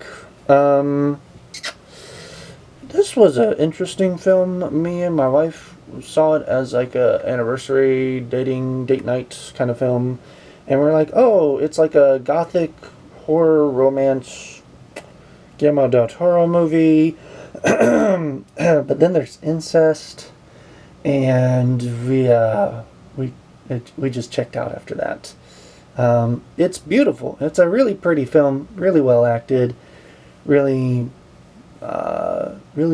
gets on that gothic horror level really well. Except for the weird incest plot is really weird.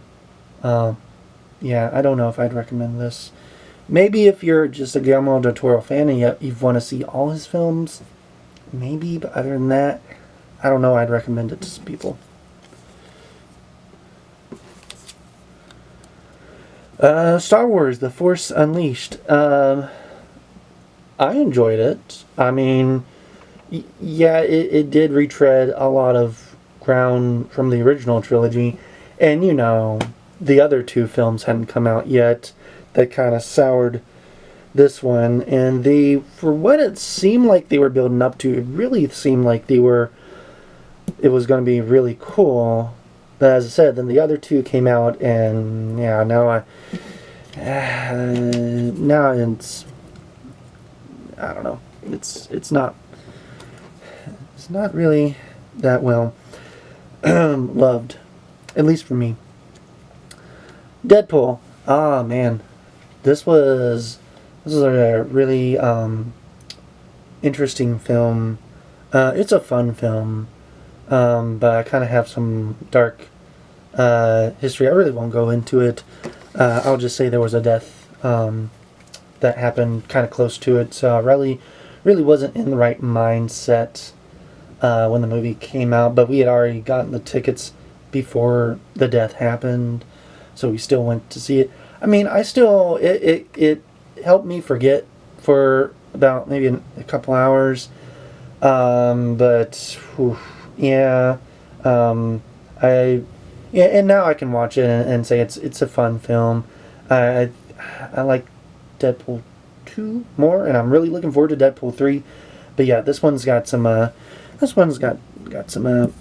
sad memories attached to it. Also, during this time was like I graduated college and I really couldn't find a really well paying job, so I was kind of working, store I wasn't really having fun working at. So, it was just kind of a mix of all those kind of things. Didn't really help the situation. I think that's Captain Marvel. I enjoyed it. I don't know where by hid it. Like, I really enjoyed Captain Marvel, and I really enjoyed the Marvels. So we'll get to that, in a little bit. We're in 2016, so we still got, 8 more years to go. So we're about halfway done here now. But yeah, it was a really fun film. I don't know. Don't know why people didn't like it.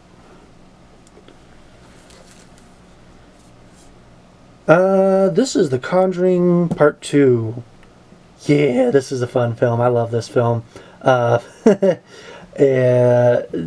I only like the first two. I didn't go and see the third one. I didn't see any of the spin-off nun films that came from this film, but man, this was a really good horror film.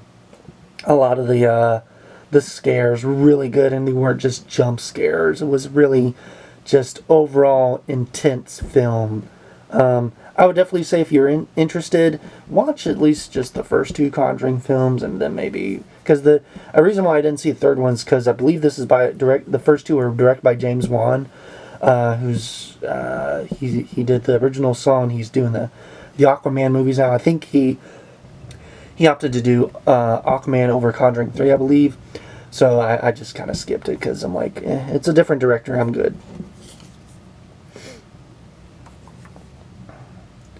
BFG. Alright, this is really cool. I have a picture somewhere. If I can find it, I'll post it. But, so when this movie came out, they gave us these giant tickets that were like this big.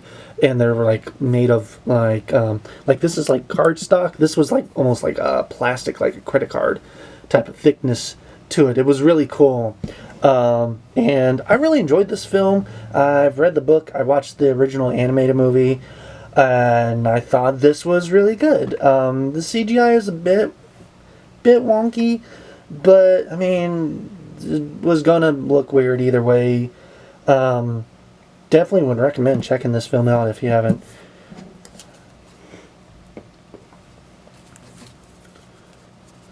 Alright, Star Trek 3. I think this is my favorite out of the three. Just because of how much more fun it was. I believe they had Shaun. They got the guy from Shaun of the Dead. I believe he wrote this film, and it shows because he was a big Star Trek fan, so he made sure that it was a bit more Star Trek-y.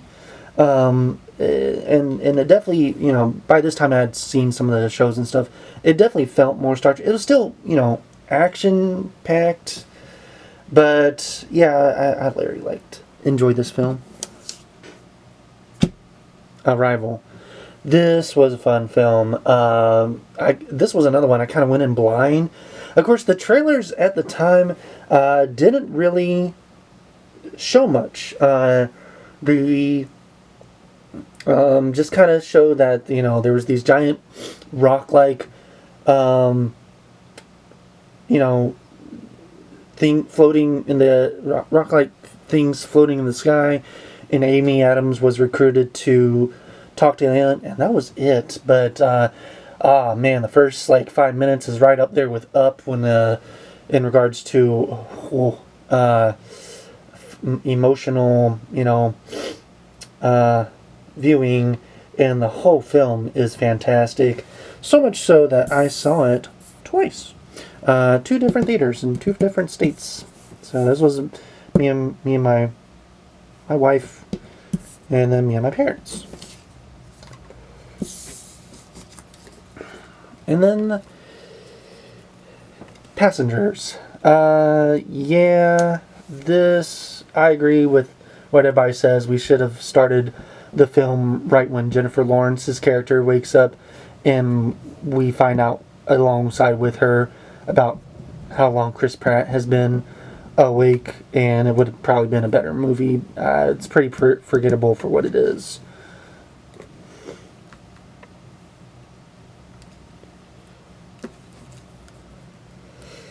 La La Land. Man, this was... I think around this time I wasn't really watching trailers that much, so I was kind of going into a lot of films blind, and this was really fun going into films blind, because we didn't know it was a musical. I don't think... We thought it was going to be more like a dance type of... it was going to be a musical, but it wasn't going to be like that type of musical. It was going to be, I don't know, more dance numbers and less singing. Less big Broadway type of stuff. So we were just thrilled where, first opening scene, and yeah, this was another soundtrack I really got into and would listen to it. I still listen to songs to it to this day if they come on my playlist, like when I'm walking and stuff. This is... I had to write it on the back there because the ticket kind of cuts the whole thing off, the part that the person that takes the tickets has. But this is Hidden Figures. I don't know how close this was to what actually happened. I know it's based off of 3 females that were working at NASA, but I don't know how accurate it is. But it was a really fun, or not fun film, but really interesting film to watch. Let's see here. Oh man, A Monster Calls. So I saw this one on my own because my wife was still working at the time, and she wasn't much interested in this film. So I was like, well, I was waiting for her to meet me there at theater because we were going to see another film that same day. But I had some time to kill, so I went ahead and saw A Monster Calls. Man, is this a gut-wrenching film. If I'm just going to say this now. If you, this is either going to, I don't know, help you with maybe getting over or getting through, I'm not going to say getting over, getting through, somebody's death, or it's just going to kind of pull you down deeper into, sadness, depending on which way you view it. Um, and it kind of, I had gotten through, the death that had happened that previous year, so it didn't affect me as much. But yeah, I showed it later to my wife when we got it on DVD, and it really, it didn't, from what I remember, it did a number on her. So yeah, really, it's really sad, melancholy type of film. The creature effect is really cool though. So later that day, we watched Rogue One, a Star Wars story, and it's probably one of my favorite Star Wars films, right up there with the original trilogy. Cool creatures, cool acting, cool fights. It is. I usually do not like prequels, but it is kind of one of those stories I kind of did want to get more information on, because it's about, the team that goes and gets the map of the Death Star so that they can, episode 1, show it off and show how to blow it up. And so this is that story of how they got that. And yeah, great film.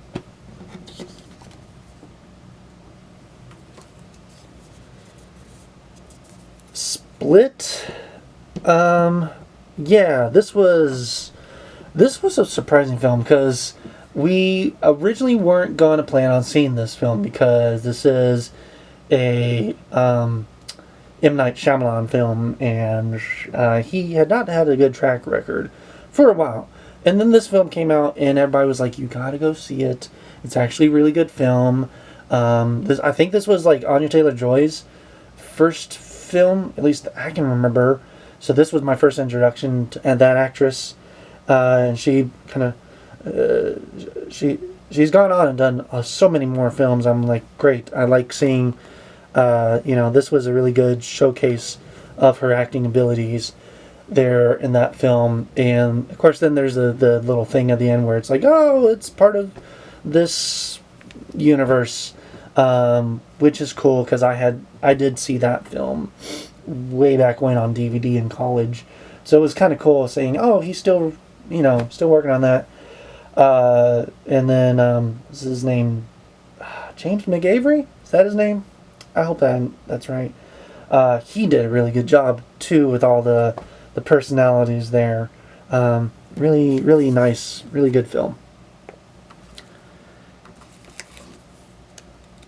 They are stuck together there. This is Lego Batman film. This is my favorite Batman film.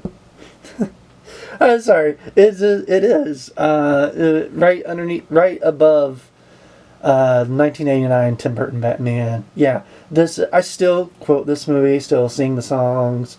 I still have it, so I've watched it probably half a dozen times since it released. And yeah, whenever I'm like babysitting, like my nephews, and they want to see a Batman film, this is like the only one I have. And I'll just show it to them and they love it.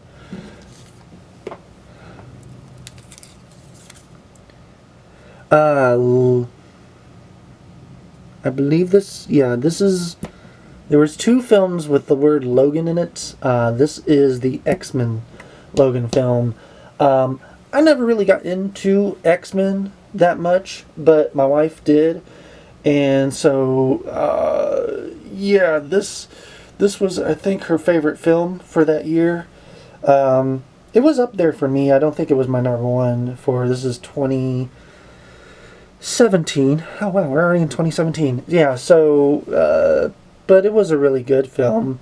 And it was supposed to be the last time that Hugh Jackman was going to be Wolverine, but that's about to change this year. So it's going to be interesting if this gets referenced.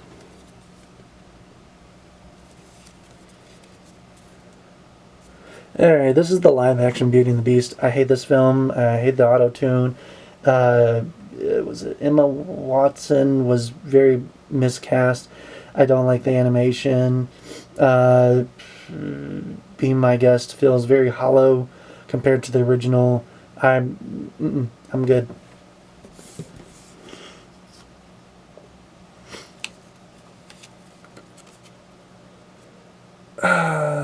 This is... What is this film?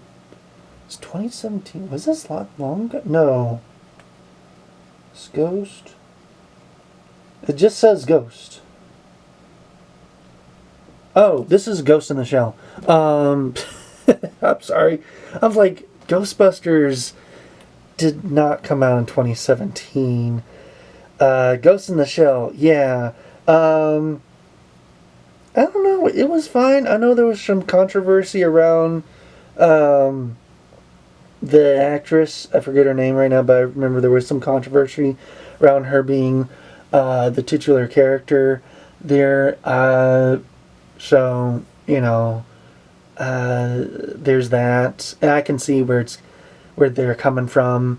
I can definitely understand the controversy there. But as far as the film itself goes, I felt like it was pretty good. Yeah, it kind of cut down a lot from the, I believe it was both a movie and just a pure, straight up anime and a manga. I've only really seen the original film, so I can only make my basis off that. So I enjoyed it for what it was. But if you're more of more a bigger fan of the original media, probably not gonna enjoy it. This is Power Rangers. Man, this was actually a really good film. I really hate that they're just gonna reboot it and stuff, because this was building up for a sequel. They were building up for the Green Ranger, and the casting I think was perfect. The only weird thing was I forget his name. The robot. I forget. I'm sorry. It's still. This is like 9 o'clock in the morning. I'm just waking up here, so I forget his name. Whatever. So that was kind of weird. Not casting wise, he was fine. It was just the way he was animated. I really kind of just wish they had just made him look less alien and more like the original show. But everything else was really cool. When the Zords came out, was cool. Was Elizabeth Banks. She was really good, as I believe she was Rita. Rita Repulsa. That was really cool. Even the joke about Dairy Queen was funny. I'm sorry, it just really was. Was that Bryan Cranston? Was his name? Zodon? He was really good. It was really good, and I hate that they're just like, we're going to just reboot it again. Probably not even going to see it. Guardians of the Galaxy Volume 2. It's fun. They're all good films. As I said, the first one's probably my favorite. This is probably, out of all three, none of these are bad films. It's just, if I would rank them, I would rank it Volume 1, Volume 3, Volume 2. I don't know. That's just my personal thoughts on that trilogy of films. But for what it is, it was a really good film. Wonder Woman. Man, this was so good until third act, and then we had freaking Remus try to fight Wonder Woman, and it looked silly. It did. And then, the whole weird stuff with Wonder Woman 84 came out, and now I'm just like, it's kind of bitter, the taste of this one. See here. Oh yeah, Spider-Man: Homecoming. First Tom Holland Spider-Man film. Dude knocked it out of the park. I think he's his version of the Spider-Man films is probably my favorite. Though I think Andrew Garfield is probably still my favorite Spider-Man. But though his Spider-Man films aren't good. So I like him as Spider-Man, but I like Tom Holland's Spider-Man films, if that makes sense. But yeah, woof. Annabelle. This was Annabelle. This was the I think Annabelle Origins. This was like the prequel. This was really scary. This had some really good scares in it. It's in that same Conjuring universe series, and I really enjoyed that film there. And I believe I saw this on my own, and then I showed it to my wife later. But she's not a big horror fan like that. She's more into the slasher films, as you'll see. And in a couple of years, we'll get into some of those. But this was a really good one. I definitely would recommend checking this one out. Let's see, what is this? This is... Heck.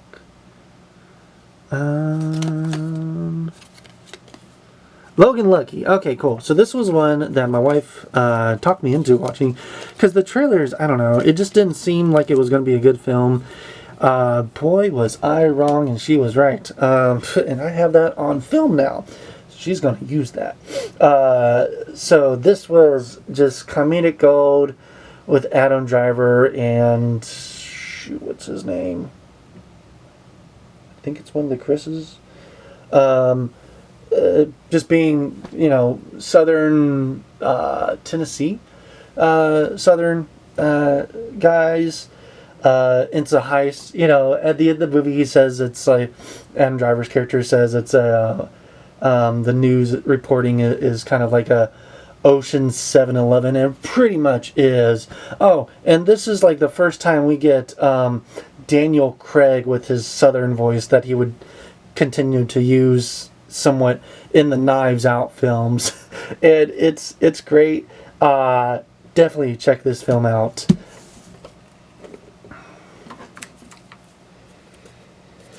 It Part 1.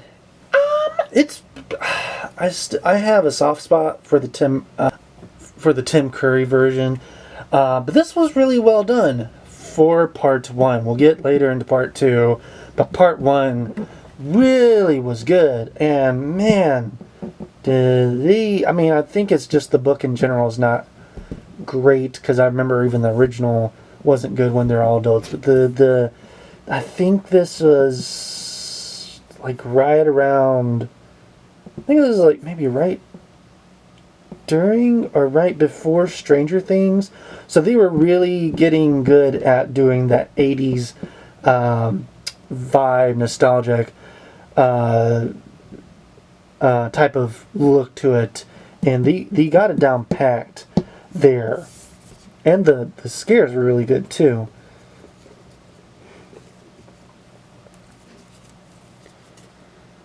Mother. Okay, so I know this is a controversial film and not a lot of people enjoyed it, and it's a weird film. I get it.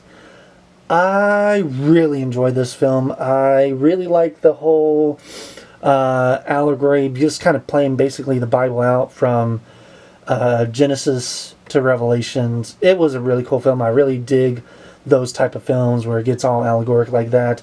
I get it. It's not for everybody. This was a really weird film.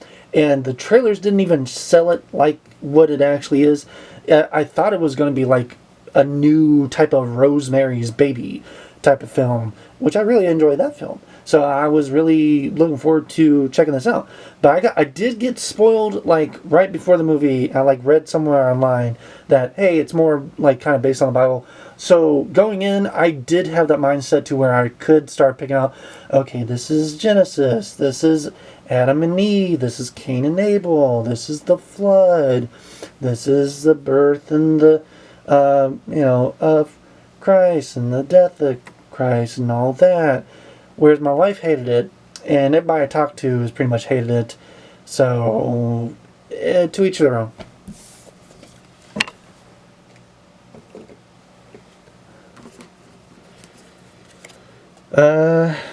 This was it. I saw it twice, once with a friend and then once with my wife. She hates clowns, but I kind of talked her into this just because it was such a good film. But I did have to because I had already seen it, I knew when Pennywise was going to be on screen, so I did kind of let her know, all right, time to close your eyes. I'll let you know when you can open them. And I got it all except for one scare, and I forgot. And she looked right as Pennywise jumped out of the screen, and she like, man, she held that over me for a little while. It was fine though. But yeah. All right, what is this? This is the Kingsman: The Golden Circle. I really enjoyed the first one. This one was okay.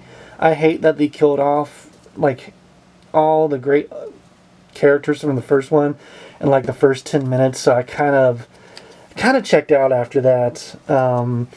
So, and then, we'll get into the prequel here in a little bit. Alright, what's this one? Ooh, Loving Vincent. Ah, man, this is a really cool film. So it is hand-painted frame by frame in the same art style as Vincent van Gogh. And it's kind of trying to tell the story of how Vincent passed away, like the last days of Vincent and what was kind of going through mind, and what people, I think his death is still kind of a mystery, but this is kind of based on the story that most people believe is how he passed away. It's a really pretty film, and I really highly recommend checking it out.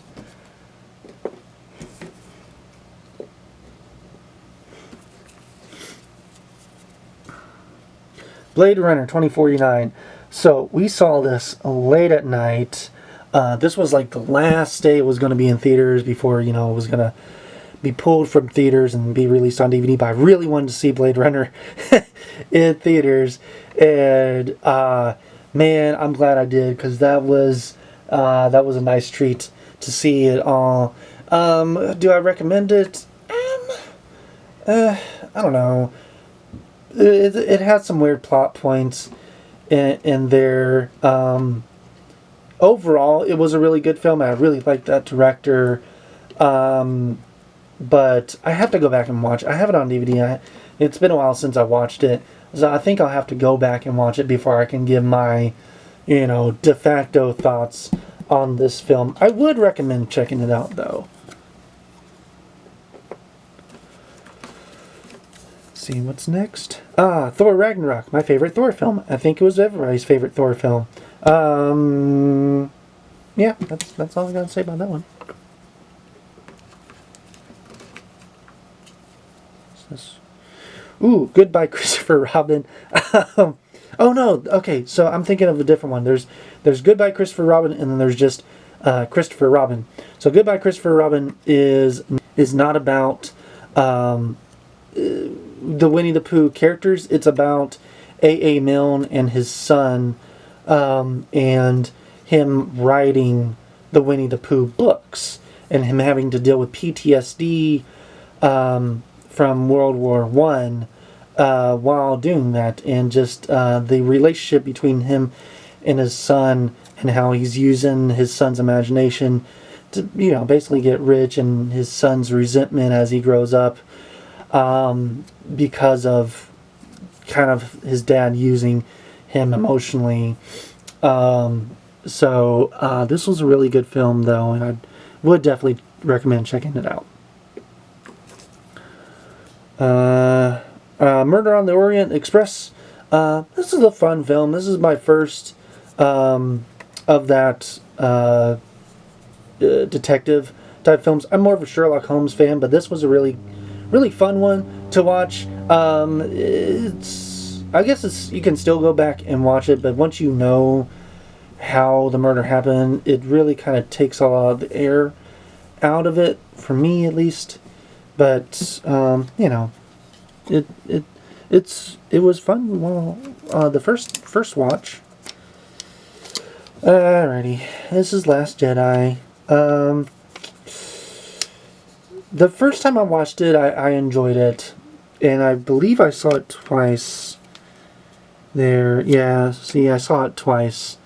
And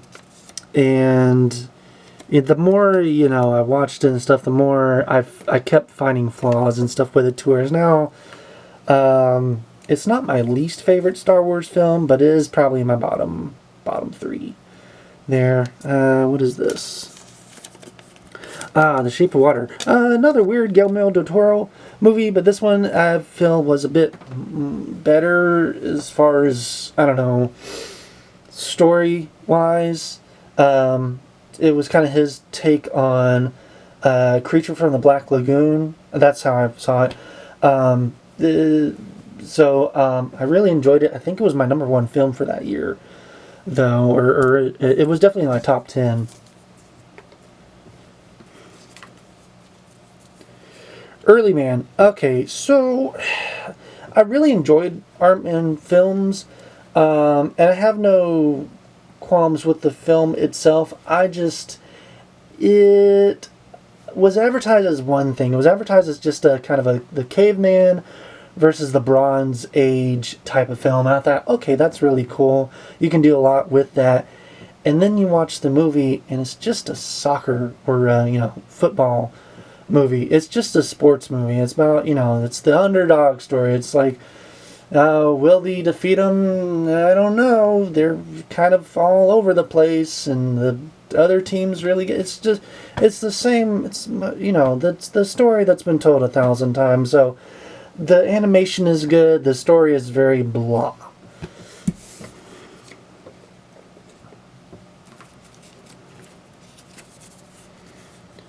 Black Panther. This is a really good film. I'm not a big, Marvel fan. There's a couple that I like.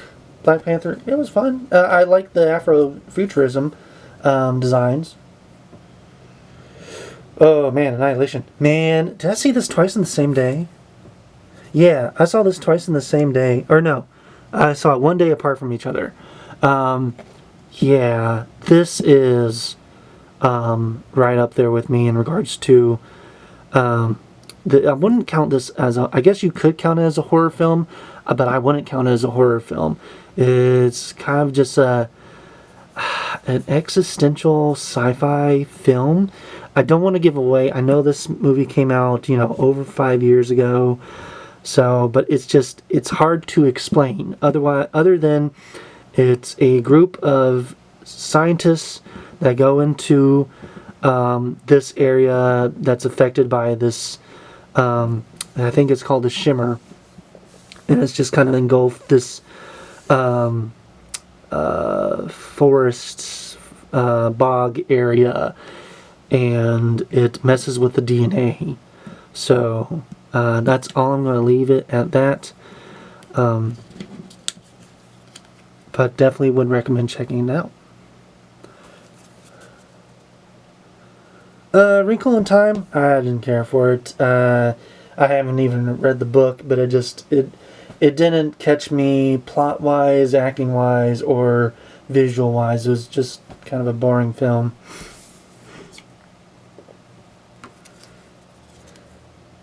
Quiet Place. Oh, wow. So this was really good.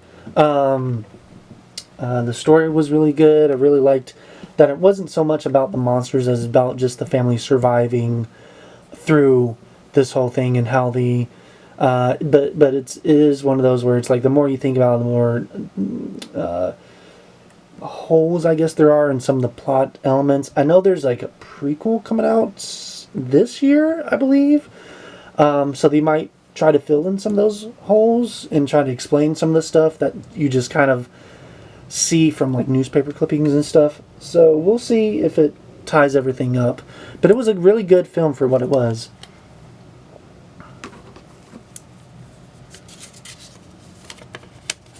This is when the tickets were really big. What is on this? Oh, do I have to hold it up to the light? So I had to like take this to the light because it's really faded there. But I was able to finally read it. So it's Deadpool 2. I really enjoyed this. As I said, back when I was talking about Deadpool 1, I prefer Deadpool 2. And I can't wait for Deadpool 3. And some of these are faded. Won't You Be My Neighbor? This is the documentary done, I believe, by PBS that was shown as a limited run in theaters.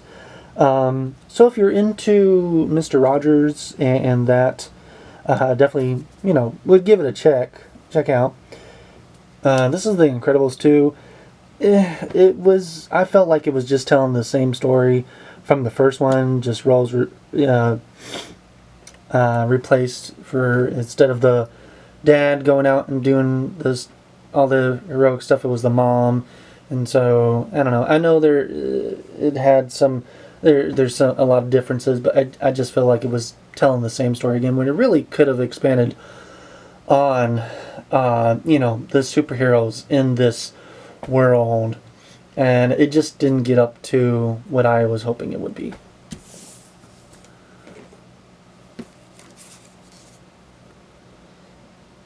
This is Ant-Man and the Wasp. This is kind of I keep forgetting that this movie exists. I know the villain, I think, was called Ghost. Other than that, I couldn't tell you what happened. Outside of this was like the first movie right after or right before Avengers. Did I skip Avengers? I should have had a copy of that.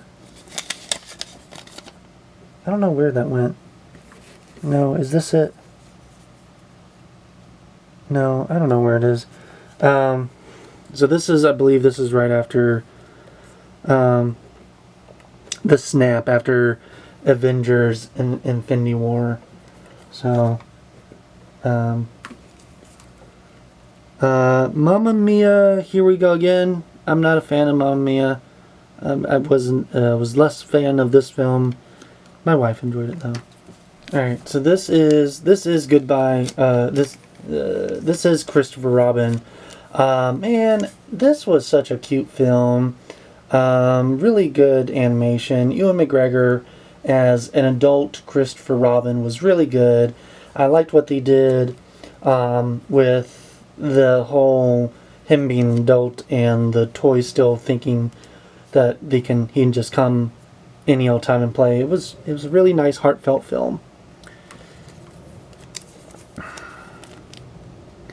Black Klansman. This was a really good film.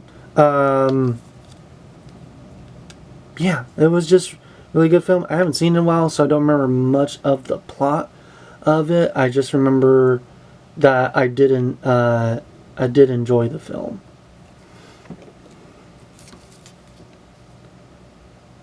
House with a Clock in its Wall. This was a weird movie.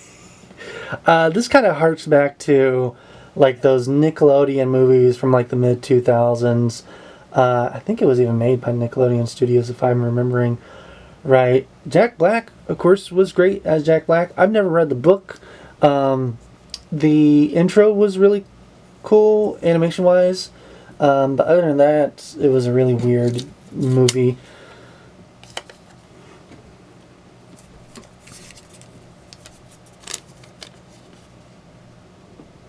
A Star is Born. Man, this was really good.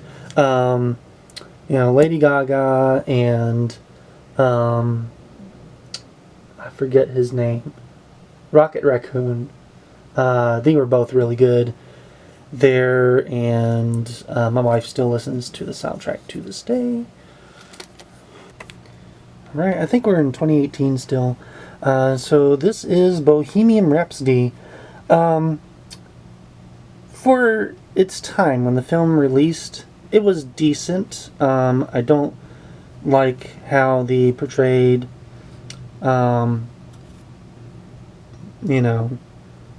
much all they, at least they made, what's his name? Freddie? They made Freddie almost like the villain of the film, which I hate. But it did win a bunch of awards. But then, I think it was next year, we would get another film that did it so much better in regards to movie biopic based off of a singer. But we're still in, let's see here. Yeah, we're still in 2018. So this was Overlord. This was a badass film. This is such a cool film here. So it is like, the closest I can say is like, without spoiling anything, It's like Return to Castle Wolfenstein if it were a movie. Like, yeah. It's World War II. It's Nazis and zombies and them fighting. And the creature effects are really cool in this. I would highly recommend checking this one out.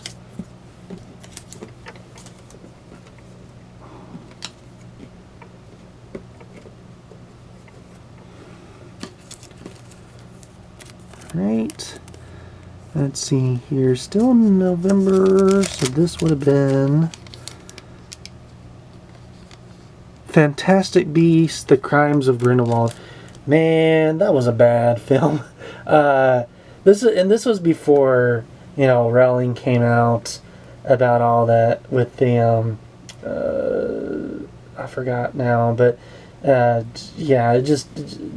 But I was starting to take notice because she was one of the writers on the film, and I was like, man, Harry Potter is starting to go the way of Star Wars, where especially for the prequels, because I felt the prequels were pretty bad because pretty much nobody could say no to George Lucas, whereas it was a lot of hands that helped make the original Star Wars trilogy what it is today, whereas the prequel trilogy was kind of, everybody had forgotten that and just kind of let George do whatever he wanted to do. And I felt that was kind of what was happening with the Fantastic Beasts films, where they forgot that, yeah, she did write the books, but it was a lot different, more talented people that wrote and made the Harry Potter films and made them as memorable as they are. So it seems like it was kind of going that way. And, I think like the years, that either later that year or next year, she would go out as like anti-trans, and or anti-something or other, whatever. But yeah, that was, I already could see the writing on the wall that the movies weren't going to be doing good, and they didn't. Alright, so this is Ralph Breaks the Internet. My wife likes this. She prefers it over the first one. I still prefer the first one. I do like, when they're going to basically what would be Disney Plus universe. But the plot, I just feel, is a little too complicated. There's too many, working parts in there, and with some of the parts not really working at all. I do enjoy the one musical number in there. That was kind of cute, and it would actually been kind of cool if they made the sequel a musical. They could have figured out a way to do it, and it makes sense. I mean, they made the one scene, so might as well do the whole film that way, especially since the set up at the very end of the first one that Vanellope was a princess. And like, why not make a full-on princess movie with Vanellope being the main character? We already kind of got the Ralph's story, so we kind of just got more of Ralph's story, where it should have been more of a Vanellope story this time around, I feel like. Alright, Mary, Queen of Scots. This was one my wife wanted to see because she's into those type of films. It really did feel, I know it was an actual film, but it felt more like a documentary, like one of those that the History Channel would show, where I was just waiting for any time for like just somebody to, voice over and say what was happening or in scene. So I don't know. She liked it though, from what I can recall. All right. Let's see here. This is... Alrighty, this is Spider-Man Into the Spider-Verse. This was a movie I went into blind. I knew it was going to be about Miles Morales. I knew it was going to be animated, and that was all I knew about it. It was really one of those word-of-mouth ones. I don't even remember seeing a trailer for it. I just remember, saying, oh, there's an animated Spider-Man film in theaters, which I thought was interesting. Usually those came, directly to DVD, so I was like, okay, it has to be special if they're releasing in theaters. And man, was it. It's probably one of the best animated features to come out in the 2010s. Just in my opinion, I think this made. I know it made my top 10. I don't know if it made my number one spot, but it definitely was in my top 10 for 2018. I think we saw that twice, actually.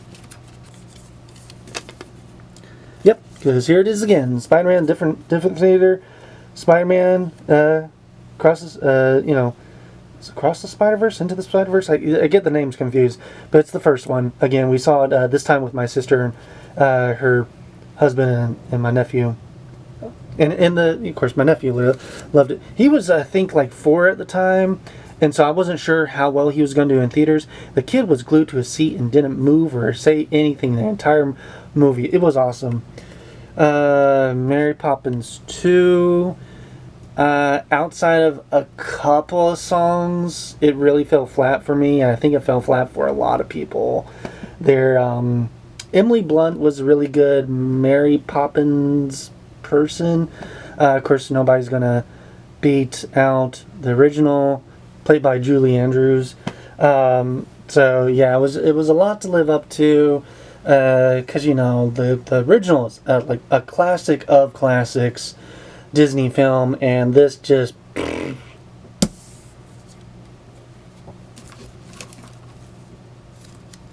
oh, this is Captain Marvel. Alright, so this was Captain Marvel. What was the other film? Oh, you know what?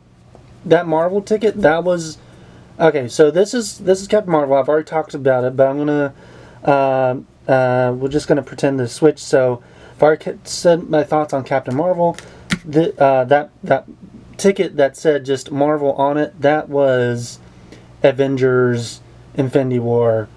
Man, that was an awesome film. That was it was like maybe a couple weeks after me and my wife got married. So that was like the first film we saw as like a husband and wife duo, and that was awesome. And then the ending, man, we made sure not to. I think we saw that opening day, or at least opening weekend, and nobody knew that the snap was going to happen, and just kind of changed, cinema history right there as far as what you could do with the cinematic universe. And I think that's kind of when a lot of companies started, because I think that broke box office records. Either that or Endgame did, but I think they both did. And that was, I think, right after that is when all the other companies started wanting to do their cinematic universes, because I think they all wanted to have their own Infinity War, and so far nobody has been. I think the closest cinematic universe has actually kind of worked is the Godzilla and King Kong one, and we get another one this year, so we'll see how that goes. I'm excited for it though. So yeah, that was that, and then this was Captain Marvel here. Us. I like Jordan Peele's movies. This was probably my least favorite. It's still a good film. We're gonna get to. This is 20.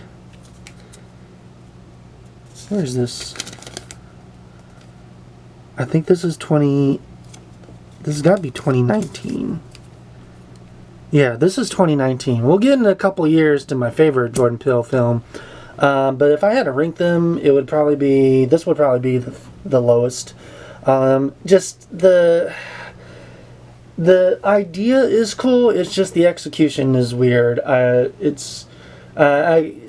think it there could have been just a couple changes to make it a much better movie. They could even keep the idea. They just needed to. I just fix just a couple things. I think it would have been a much better film. Yeah, we're in 2019 now. Shazam! Oh man, this was a really good film. So growing up, I didn't know that my grandpa, on my mom's side, was really into comic books. He kind of hid that because, 40s, 50s, 60s, you really didn't tell people that you were into comic books, like, or it wasn't mainstream. And even in the, I mean, no, it wasn't until like the 80s and 90s that people started saying, "Oh yeah, I collect comic books," and even then it was still kind of looked weird. But it wasn't until the 2000s and the MCU and stuff where people really started not really caring that you did read comic books, or it started being cool to read comic books. So it wasn't until after he passed away that I found out not only did he like comic books, he collected them a lot. And he actually had thoughts on all the movies that had come out since then. But his favorite comic book character was Shazam. So he had a lot of the 50s and 60s and 80s and 90s Shazam comics I inherited. So I got really into Shazam.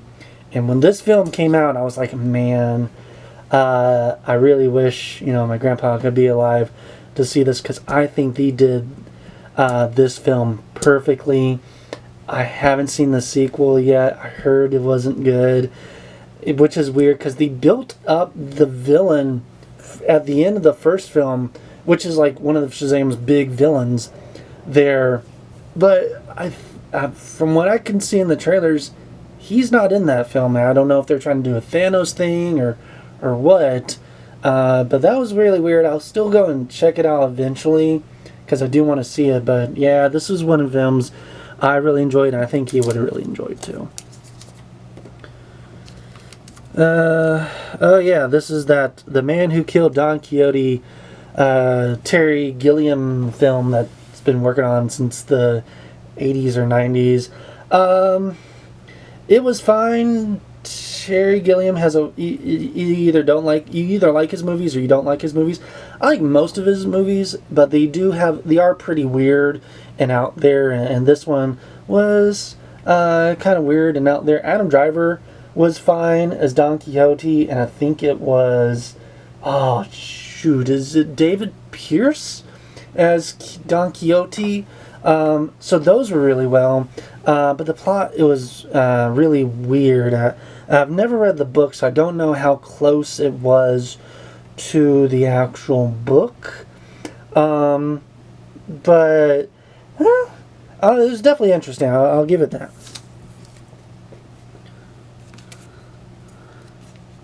There we go. Avengers Endgame. Yeah. It's a great film. I'm going to just leave it at that because, hundreds of people have given their opinions in very minute details of why this film was good or why this film was bad for whatever reason. I disagree. I think this was an awesome film from beginning to end. And, I still enjoy watching it to this day. Whenever my wife does her Marvel, she'll every year she'll watch all the Marvel movies kind of back to back to back over a weekend, or now because of how many movies are over a couple weekends. So I'll sit down with her and watch that one. Pokemon Detective Pikachu. This was really good. The CGI is a bit weird, but they're trying to make Pokemon real, and some of the Pokemon really don't look good with realistic textures on them, just in my opinion. But the plot and the story were really fun, and the jokes were really good, and I think the sequel got not the video game, but the movie sequel got canceled, which I was really sad because this was one of the first video game movies that was actually really good, and I was really hoping we'd get a whole slew of them, because we've had 20 of the animated movies, so might as well start doing some live action movies. Even the human actors were really well. We'll get to another film, but the guy in here, he's got some really good comedic chops here, and I'd like to see him do more stuff, which we will in a couple years.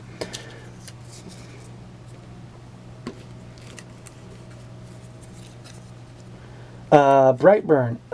Man, this was not what I was expecting it to be. Yeah, I was hoping it was going to be more just about, the upbringing and then the eventual him ending up being a villain, but it really was just kind of a, I guess, straight up, kind of like the, I don't know, Omens type of horror movie, where the kid just is evil from the get-go, and just, I don't know, by the time the movie was over, I kind of already forgotten half of it, and I was like, it was not a good film.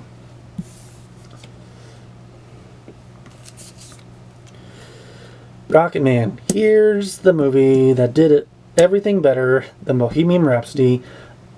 I still listen to some of the songs to this day. I still prefer some of the renditions of some of these songs over the originals, surprisingly. I really enjoy Elton John's music, but I like some of, and the, is this Terry Egerton, is that his name? He is perfect as Elton John. I don't think they could get anybody closer without just hiring Elton John directly. I think I believe that's why Elton was in that Kingsman movie, was because of that. I believe Terry got the job because he was in the Sing movie from Illumination.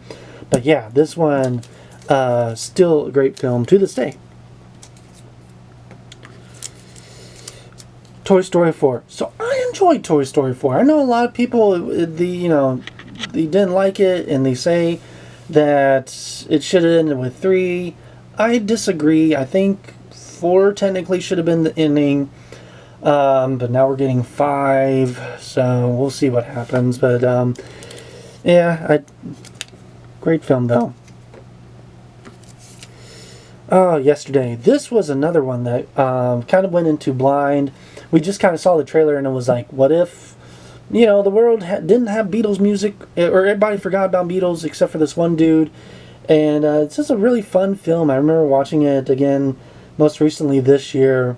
And it still holds up. It's still funny. The humor is still really good.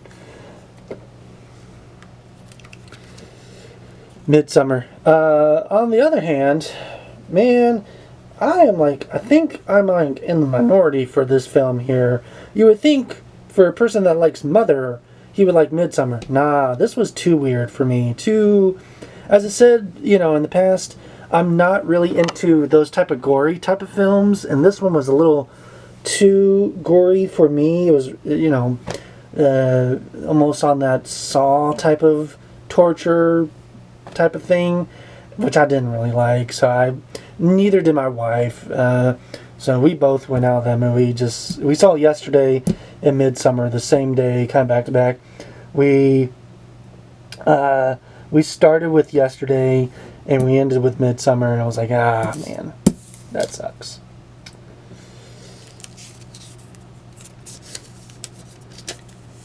Spider-Man Far From Home. Again, great Tom Holland Spider-Man film. Trying to remember. This was this is the one after Tony Stark has passed away, so I think it was really cool passing of the torch kind of story there. And what is the villain's name? I don't remember the villain's name. I'm not that big of a Marvel fan. I don't remember his name right off the top of my head. But the villain was really cool in it, and yeah, this was great film. Scary Stories to Tell in the Dark, based on the book series of the same name. On one hand, it was pretty dark and not look, but like tone dark. But I wouldn't say it was really scary. And the stories, in the books, from what I remember, were pretty scary. So I would like to see if they ever do a sequel, them getting a bit more darker, I think. But for what it was a pretty interesting film. It Chapter 2, this movie sucked. It was so weird because the first one was pretty much perfect, and this one really didn't know what it wanted to be. Sometimes it wanted to be a horror film, other times it wanted to be a comedy film. Other times I felt like it was like a straight up parody of the book. Yeah, it was not good. Though I've never read the book, but I've heard the book's kind of the same way. This is the first Downton Abbey film, I believe. I'm gonna say yeah. My wife is into Downton Abbey, so I've got dragged to this film. I don't remember anything that happened in it.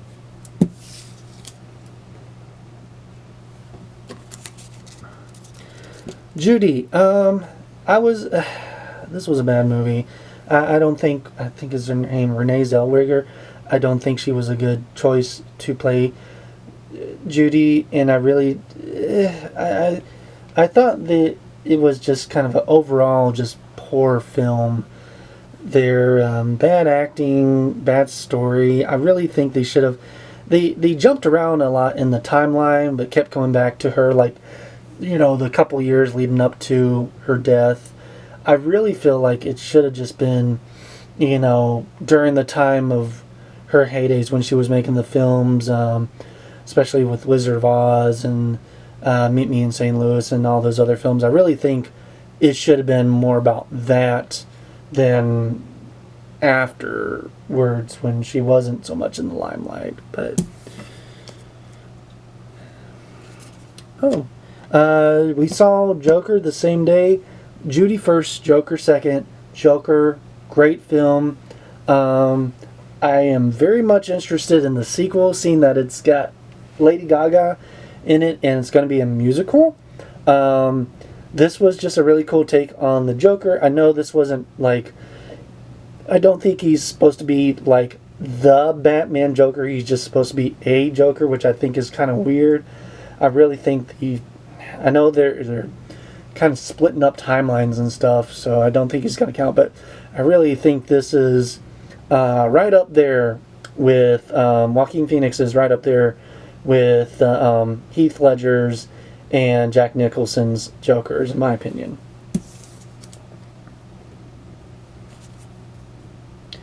Addams Family. So this is the animated one. This was really fun and really cute. It really. I know when like the trailers coming out, people really didn't like the art style, but I'm like, this is like the closest we've gotten outside of I think like the original television show to what they look like in the comic strips. Because if you don't know, Addams Family did not start as a television show. It started as I think the New Yorker comic. And just got big after that, but this was really good, really fun type film. I still need to check out the second one because I heard that one was good as well. But yeah, definitely check that one out if you're an Addams Family fan. Frozen 2. I feel it was better than the first one. I wouldn't call it perfect, but it really kind of expanded on the characters and the lore and just the creatures, and I like the songs a lot better. I think they really took their time with the songs in this one, where you could tell some of the songs for the first one kind of felt a bit rushed, like, oh shoot, we don't have a song for this, let's put this in. So this one, it felt a bit more thought out, both in plot and in music wise, and I really liked it.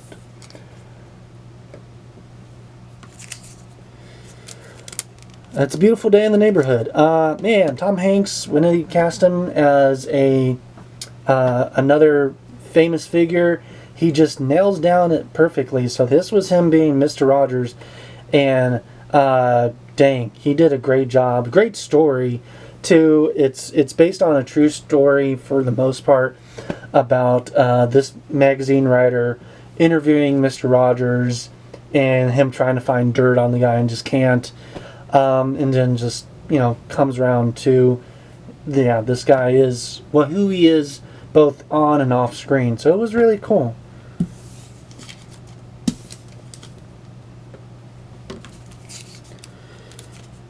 Was this Star Wars? Was this the ninth movie. I don't remember the subplot. I didn't like this one because it kind of backtracked a lot of stuff that the eighth one did. So it was really messy, and I hated the ending and Adam Driver dying and stuff like that. I was like, yeah. So I didn't care for it at all. Alrighty. Are we getting there? Yeah, we're getting there. Which one was it? Oof, yeah, okay. 2020. We're going to see a lot less films in this year. So we saw Onward. It was fine, I guess. I don't know. I didn't really care for the plot. It was a very, very basic plot. And really thought they could have explored this world better and do a lot more with it than what they did. The ending is still heartfelt, but man, it could have been a lot better of a script, I think.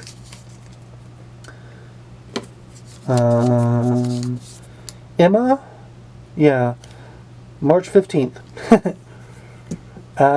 Yeah, I don't remember much from this film. This was one my wife wanted to go see.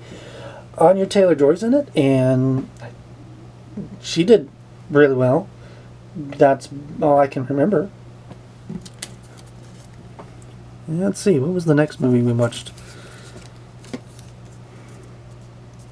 Oh, so, yeah, for a while they were just kind of, no new movies were out. So we saw, I think this is Harry Potter and the Prisoner of Azkaban. I'm not a Harry Potter fan, so but it was cool to finally see that one on the screen. Alfred Hitchcock's Psycho. Great film, classic. I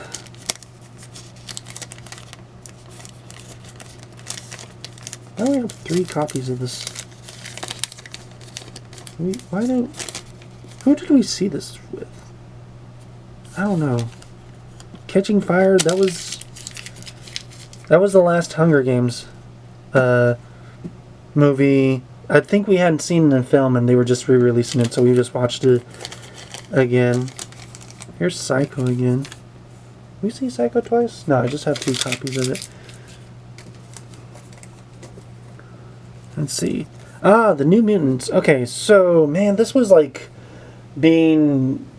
this is not part of the MCU, but it was being sold as the first horror Marvel film. It wasn't really horror film, at least in my opinion.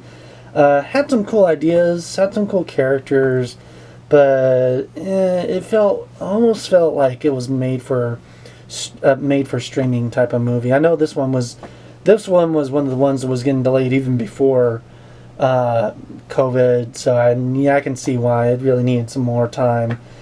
But I think they were just kind of done with it and just wanted to release it and forget about it, so they did. And yeah, I already kind of forgot about it until I saw that ticket. Alrighty. Alright, so we're in 2021 now. News of the world. This was Tom Hanks in the South sharing news to, other areas. Kind of it was a I don't know, it was fine. I don't remember much of the plot. Alright. Oh, this is Rhea. This is, I don't know. Yep, two tickets as well. I didn't enjoy this. I really think this would have been better as a TV series. Because there's so many characters and there's so many plots and stuff. This needed like 10, 20 episodes to really fully develop everybody and give the ending a bit more, just make it a bit more heavier, a bit more impactful, in my opinion.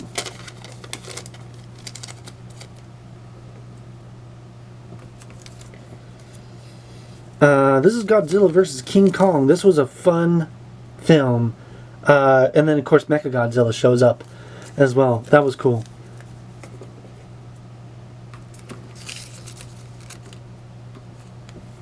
This is A Quiet Place Part 2. I wasn't a big fan of this one. It just, I don't know, John Krasinski kind of was a big part of why I liked the first film, and without him, you know, Emily Blunt was still cool, but you had more time with the kids, and I'm like, I didn't really care much for it. And again, it was just kind of retreading old ground. Like, I wanted to see a different family than what it was. Is this both tickets for In the Heights? Yeah, it's both tickets for In the Heights. So In the Heights was really good. Really great musical. I don't know if anybody's seen the musical or the Broadway show. It's great if you like Hamilton. This is by the same guy. This is his musical before he did Hamilton. So it has kind of some of the same rhythm and beats to it. Even some of the same actors. And fun songs, fun movie.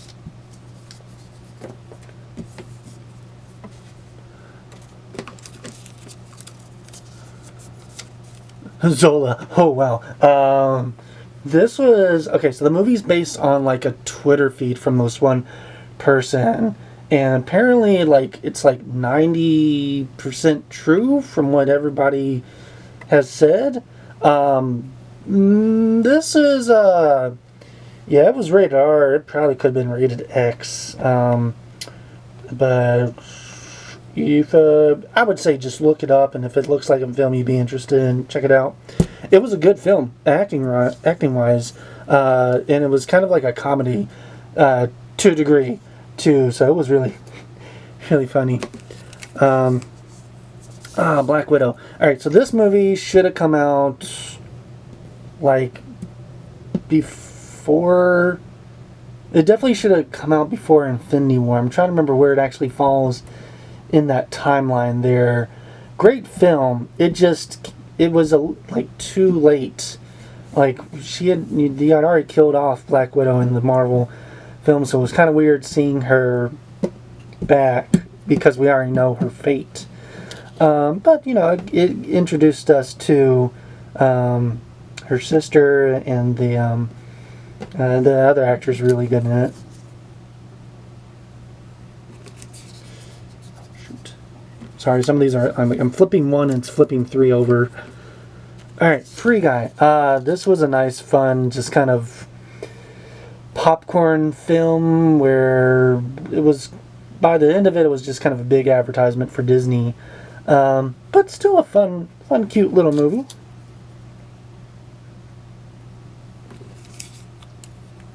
Which one came out? All right. Respect. It was fine. Was it Aretha Franklin? I think. I don't get into a lot of music people, just in general, outside of a few. So this was more of one my wife wanted to see. I think she enjoyed it.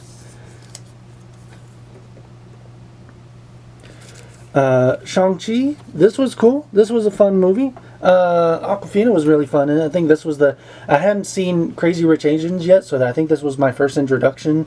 No, I saw Raya, but this was my introduction to her, not as a voice actor, but as just a regular actor, and she's cool. Simu Lee, I want to say that's how you pronounce his name, but I'm probably messing that up.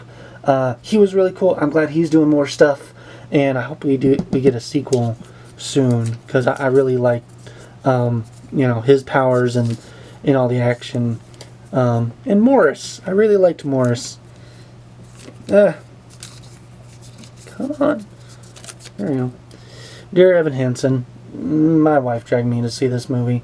I don't very care for the Broadway show, and I really think the actor playing Evan Hansen was way too old for the part.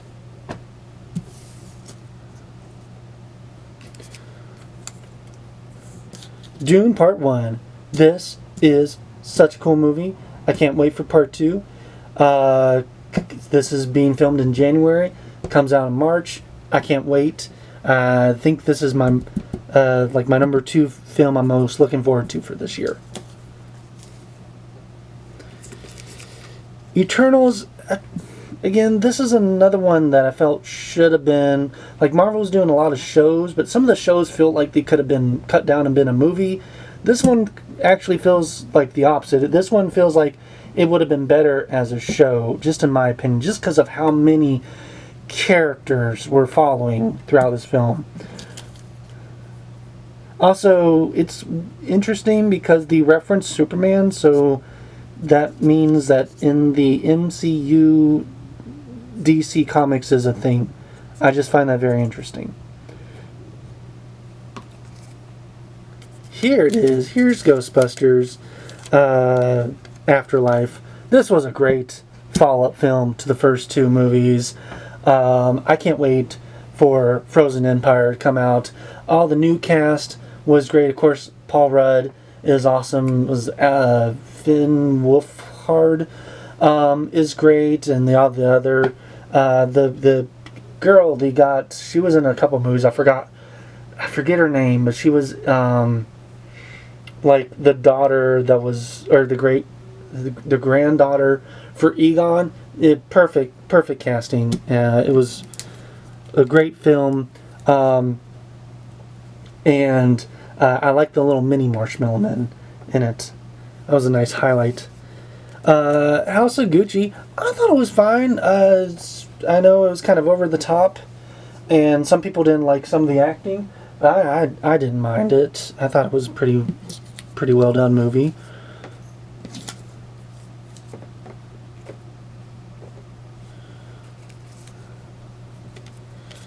Alright, so this is Spider-Man No Way Home.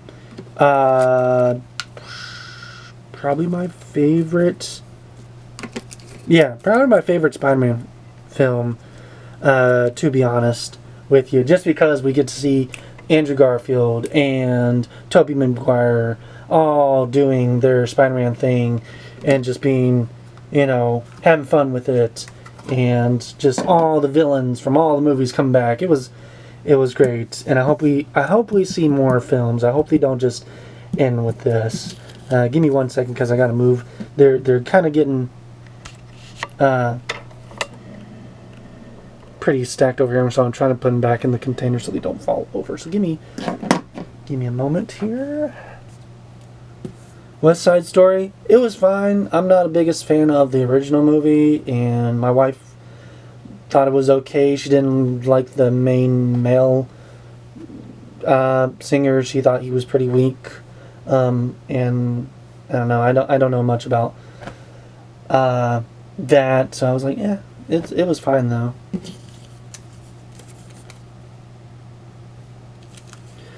Alrighty, so this is the prequel, King's Man. This was a bad film. It was really boring. Halfway through, they swapped who the main character was, and that was really weird. The trailers made it look like Rasputin was going to be the main bad, but no, he's only in the movie for like a total of like 20 minutes, and then he gets killed, and it was a really weird film, and I would not recommend it. Alright, Scream 5? My wife is a big Scream fan. I'm not, so this was my first Scream film in theaters, and it was a fun film. I thought it was cool. She really got more enjoyment out of it just because of all the nods and characters that return and stuff. And I have seen all the Scream films, but I'm just not a fan of that type of horror.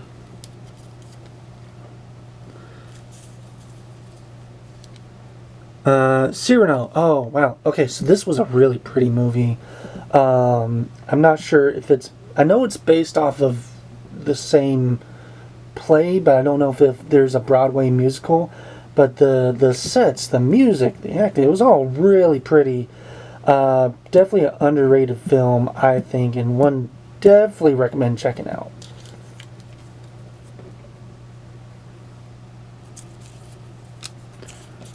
the Batman. This is probably my third favorite Batman film behind Lego Batman and 1989 Batman. Yeah, it's, people have gone into it in depth, and so I really can't add much to this. The Lost City. So this is like, I guess, a newer or kind of updated version of the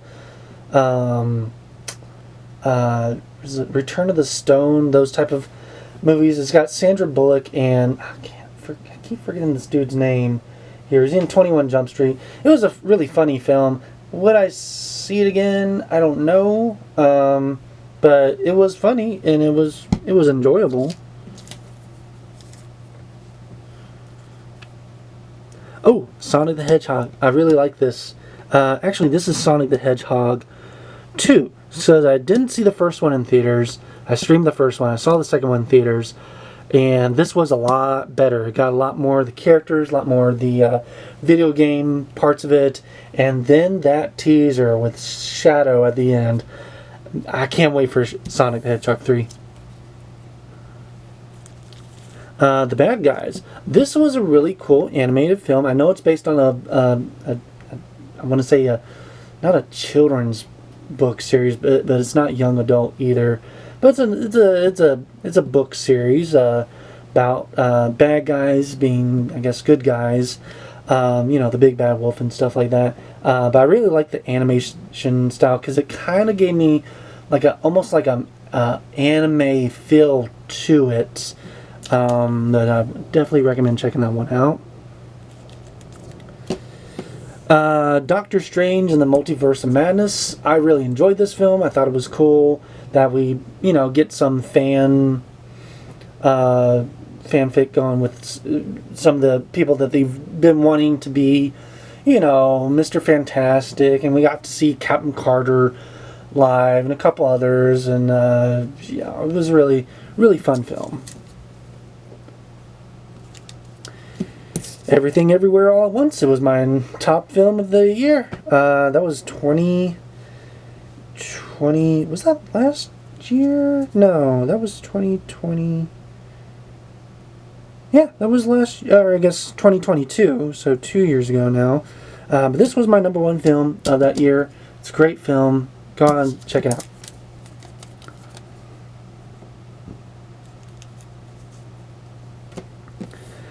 Downton Abbey 2. I actually kind of like this one because I do remember this one because one of the plots was basically like Singing in the Rain, but without the musical number. So it's a movie that's going to be a silent movie, but halfway through they decide, no, we want to do a talkie movie, but the female doesn't have a good voice, so instead they get one of the daughters from the main family to do the voice acting. She does really good, so I really actually enjoyed this film.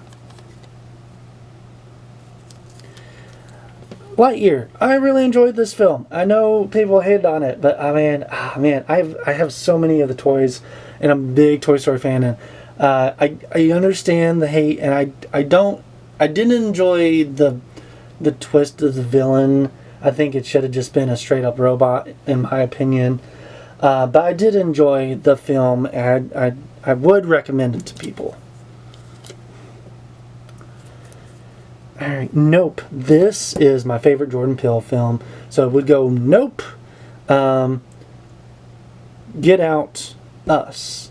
And I know he's got another movie coming out this Christmas. I don't know any information on it. Yeah, just know that it's coming out. I can't wait because I've batting 1,000. This was the best one. Man, this gave me anxiety and a panic attack while I was watching it. And I enjoyed every second of it. Definitely a great sci-fi film. Check out. Thor: Love and Thunder. I've walked out of this movie. I went in the bathroom and kind of just stayed in there for a little while. Came back. I didn't feel like I missed a thing. It was too silly for the type of plot that they were trying to do.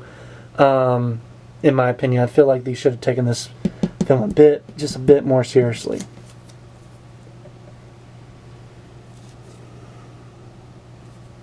Don't Worry Darling, man, this had such a good idea, and they just kind of, I know there was a lot of issues behind the scenes, so that might have been why it didn't turn out as well as it could have been.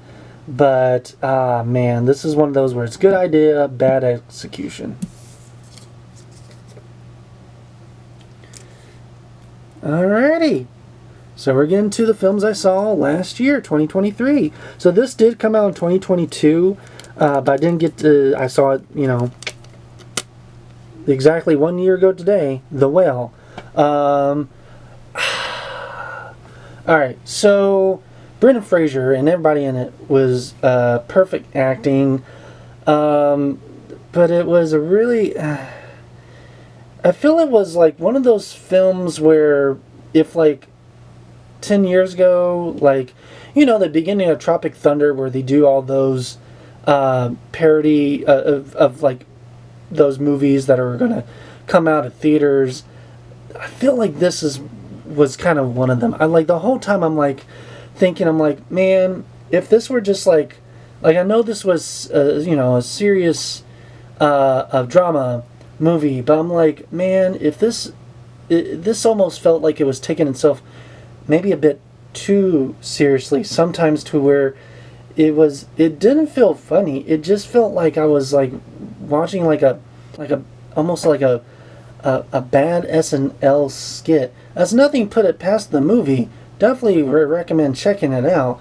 But it was just a little, I don't know why, but I just felt like, I'm like, this whole time I'm like, is this really the story we're going with this character, with this plot? I really thought it was going to go a totally different way, but I mean, you know, it got Brendan Fraser an Oscar, and he did deserve it because he acted his butt off in that film. I mean, everybody did, but I probably want to go back and watch the film like I would with like Everything Everywhere All at Once, where that one didn't take itself so seriously but still was kind of a drama, and I just enjoyed that film a lot more.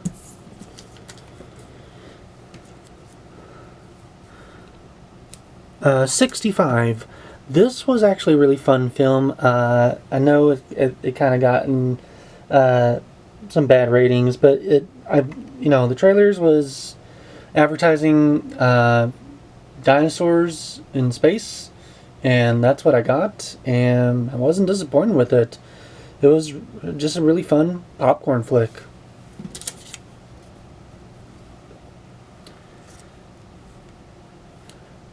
Scream 6. So I guess the last one was Scream 5. Anyways, yeah, again, it was more for my wife than me. I thought it was fine. I'm just not that big of a fan of the genre.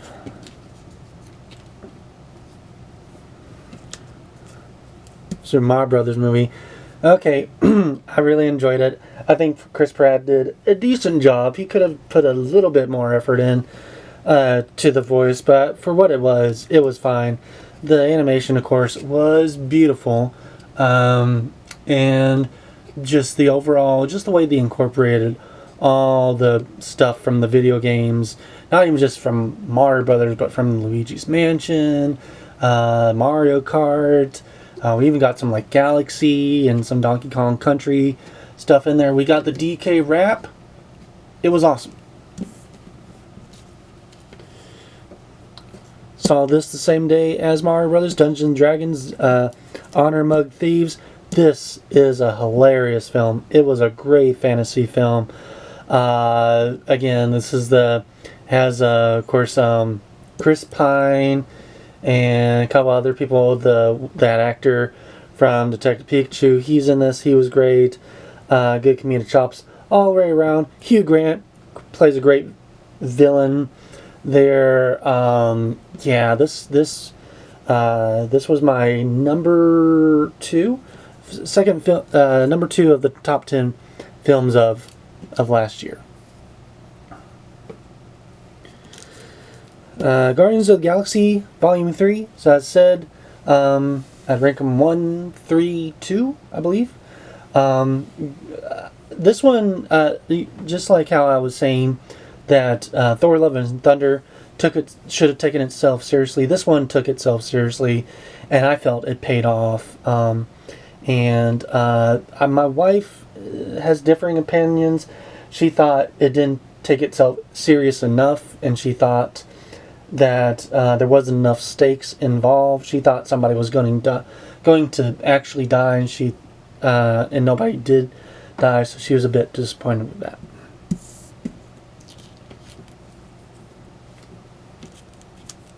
Alright, so Spider-Man Across the Spider-Verse. It was fine, but I could definitely, unlike the first film where you could just watch it on its own and it has a complete story, this one, it definitely ends on a cliffhanger. So I might have better thoughts on it once part 2 comes out.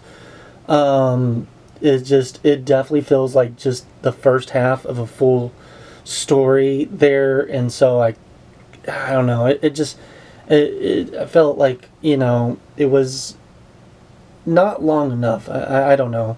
I feel like they could have, I don't know, shaved off or added another 10 or so minutes to it. I don't know. It was a fine movie for what it was. Really, the animation was still spectacular.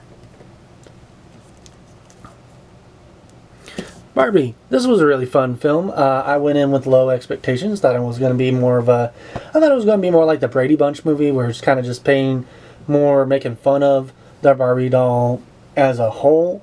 It kind of did that, but it was definitely it had more heart to it than I expected it to. My wife, of course, loved it, but this wasn't one she dragged me to. We both wanted to watch it, but we both were going in expecting this to be, just bad, and it actually was really good. Teenage Mutant Ninja Turtles Mutant Mayhem, probably one of my favorite TMNT films.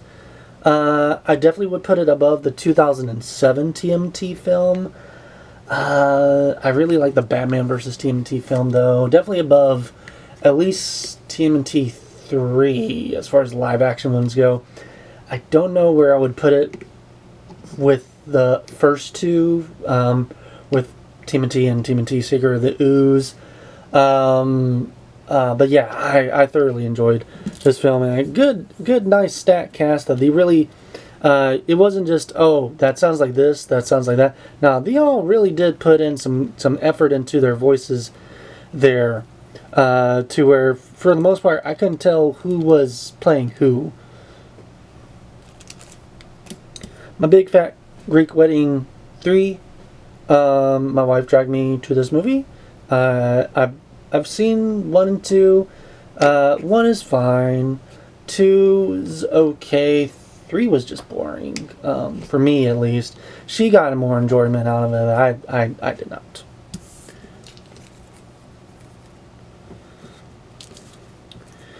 Five Nights at Freddy's. This was a fun film. I know some people are kind of a little miffed on what they did in regards to like how they explored the lore and kind of mixed a couple of the games together as far as locations and characters and such, but I thought it was great. Jim Henson Creature Workshop made all the animatronics, and they look fantastic. And apparently the film did really well, so I think we're getting at least 2 more, so I'm excited.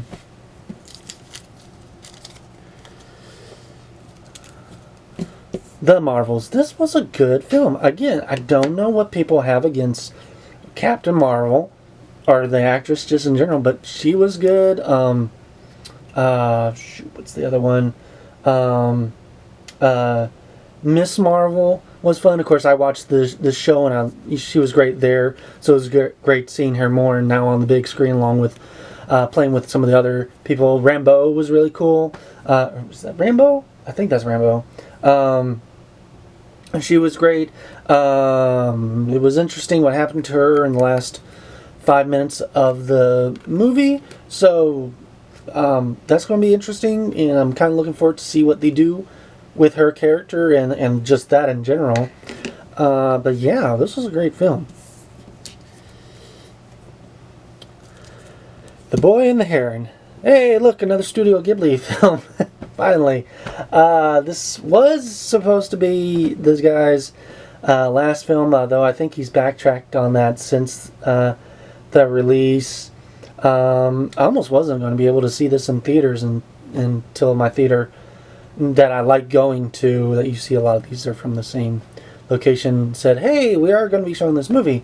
So I was like, great. So we went and saw it. It's amazing. I would put it right up there with Spirited Away and Howl's Moving Castle. Howl's Moving Castle is my favorite. So I would put it right up there with that. What was his name? Robert Pattinson.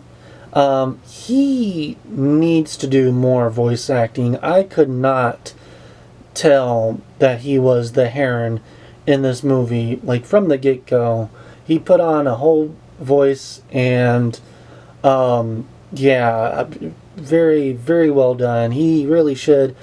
I feel like, I know he's had some issues with the acting. Like, I know for a while he didn't want to do the Batman.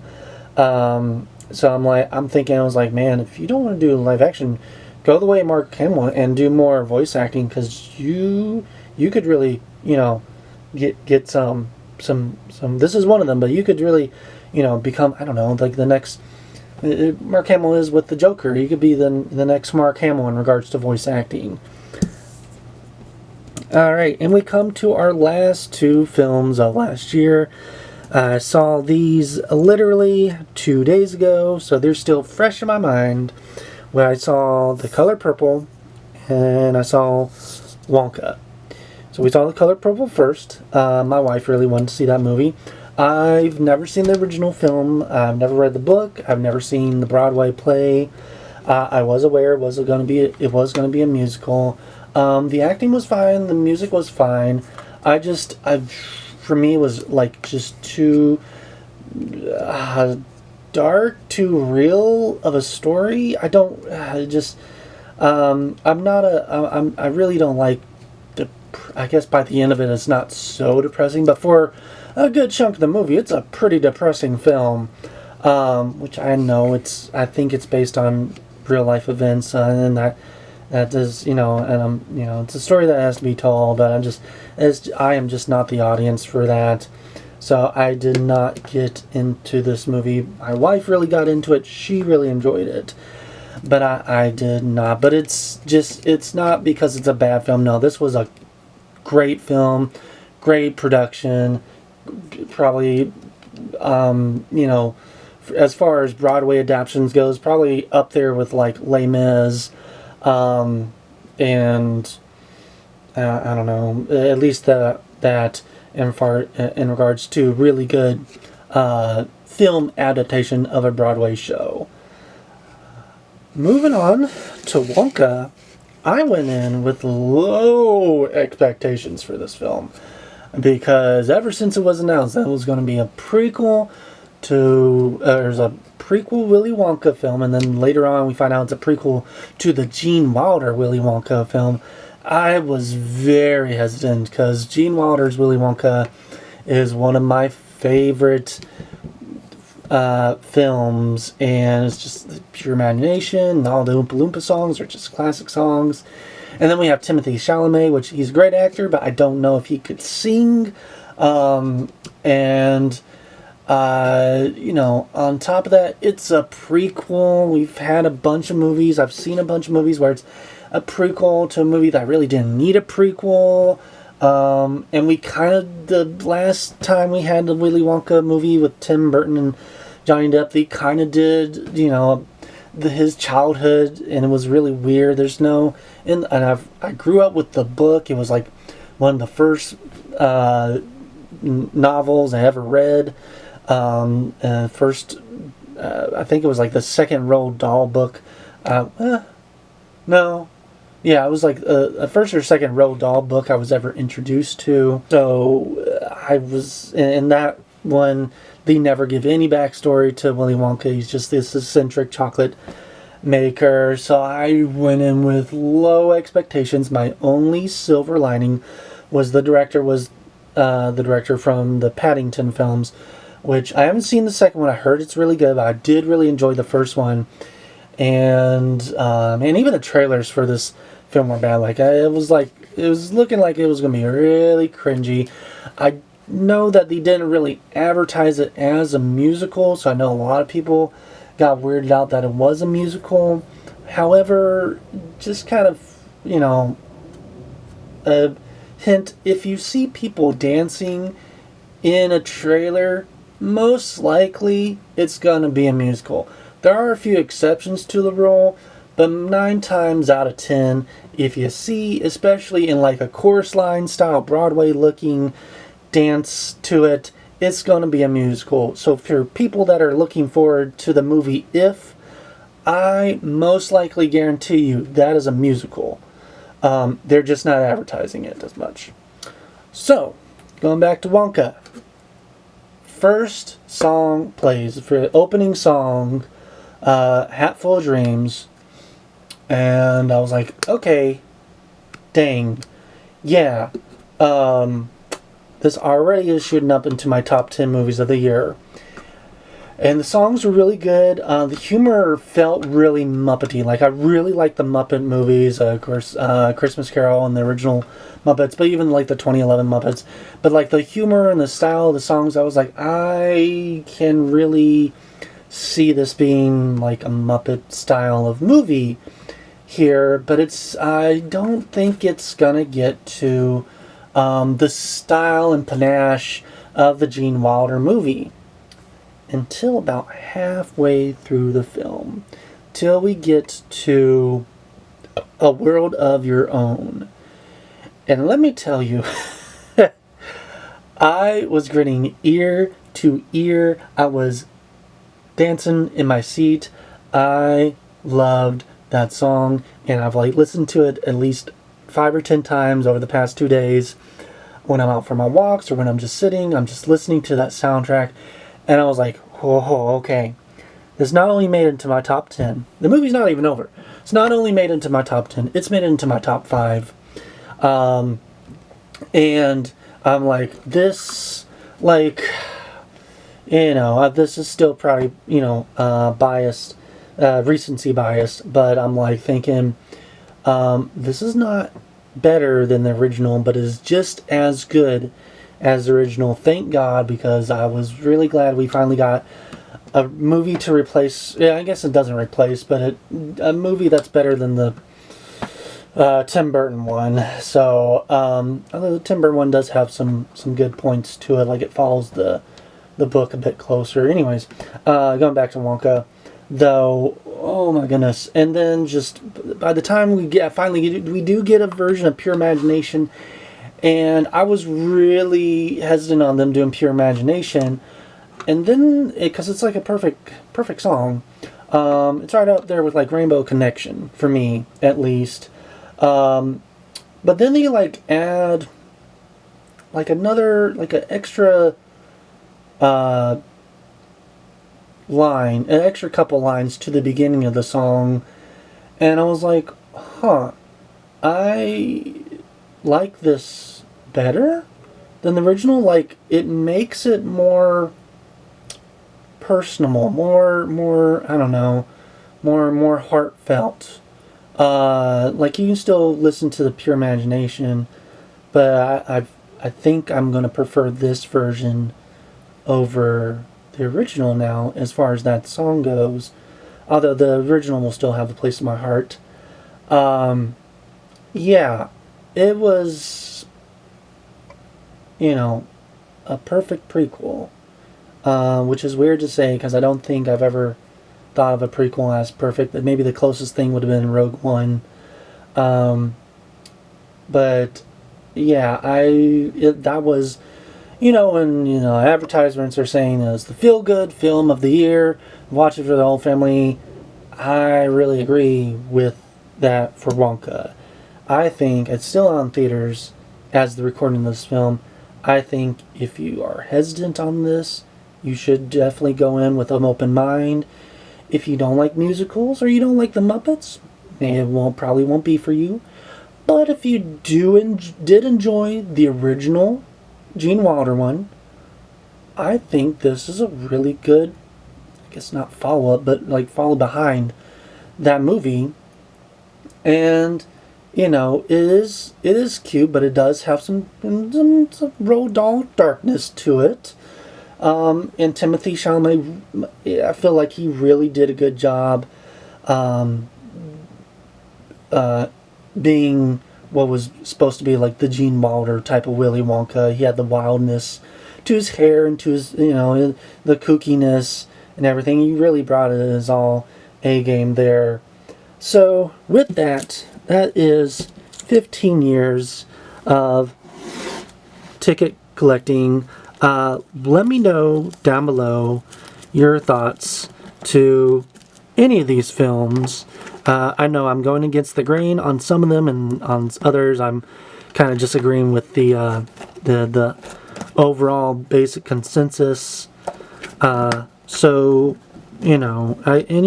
everybody has different tastes, different likes. I'm sure some of the movies I liked, some of y'all probably didn't, and some of y'all movies you liked, I probably didn't, and that's fine. It's okay for people to have differing factors. And you saw there was only like maybe a handful of films that I actually disliked that I thought were bad. Most of these were passable. I mean, a good bit of these were passable, and a lot of them I really did enjoy watching them. And even if I didn't, I still had a story behind them, I felt like, and a memory attached to each one. I'll continue to collect movie tickets. I'll probably eventually get a bigger container. And who knows, I probably won't do this every year, but, probably, maybe in a couple years I'll show some more ticket collections of what I've been watching and stuff. Feel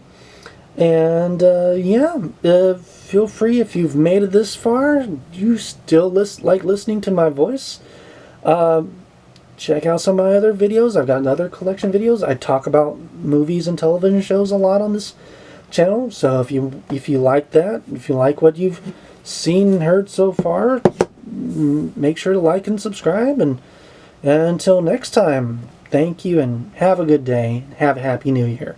Bye bye.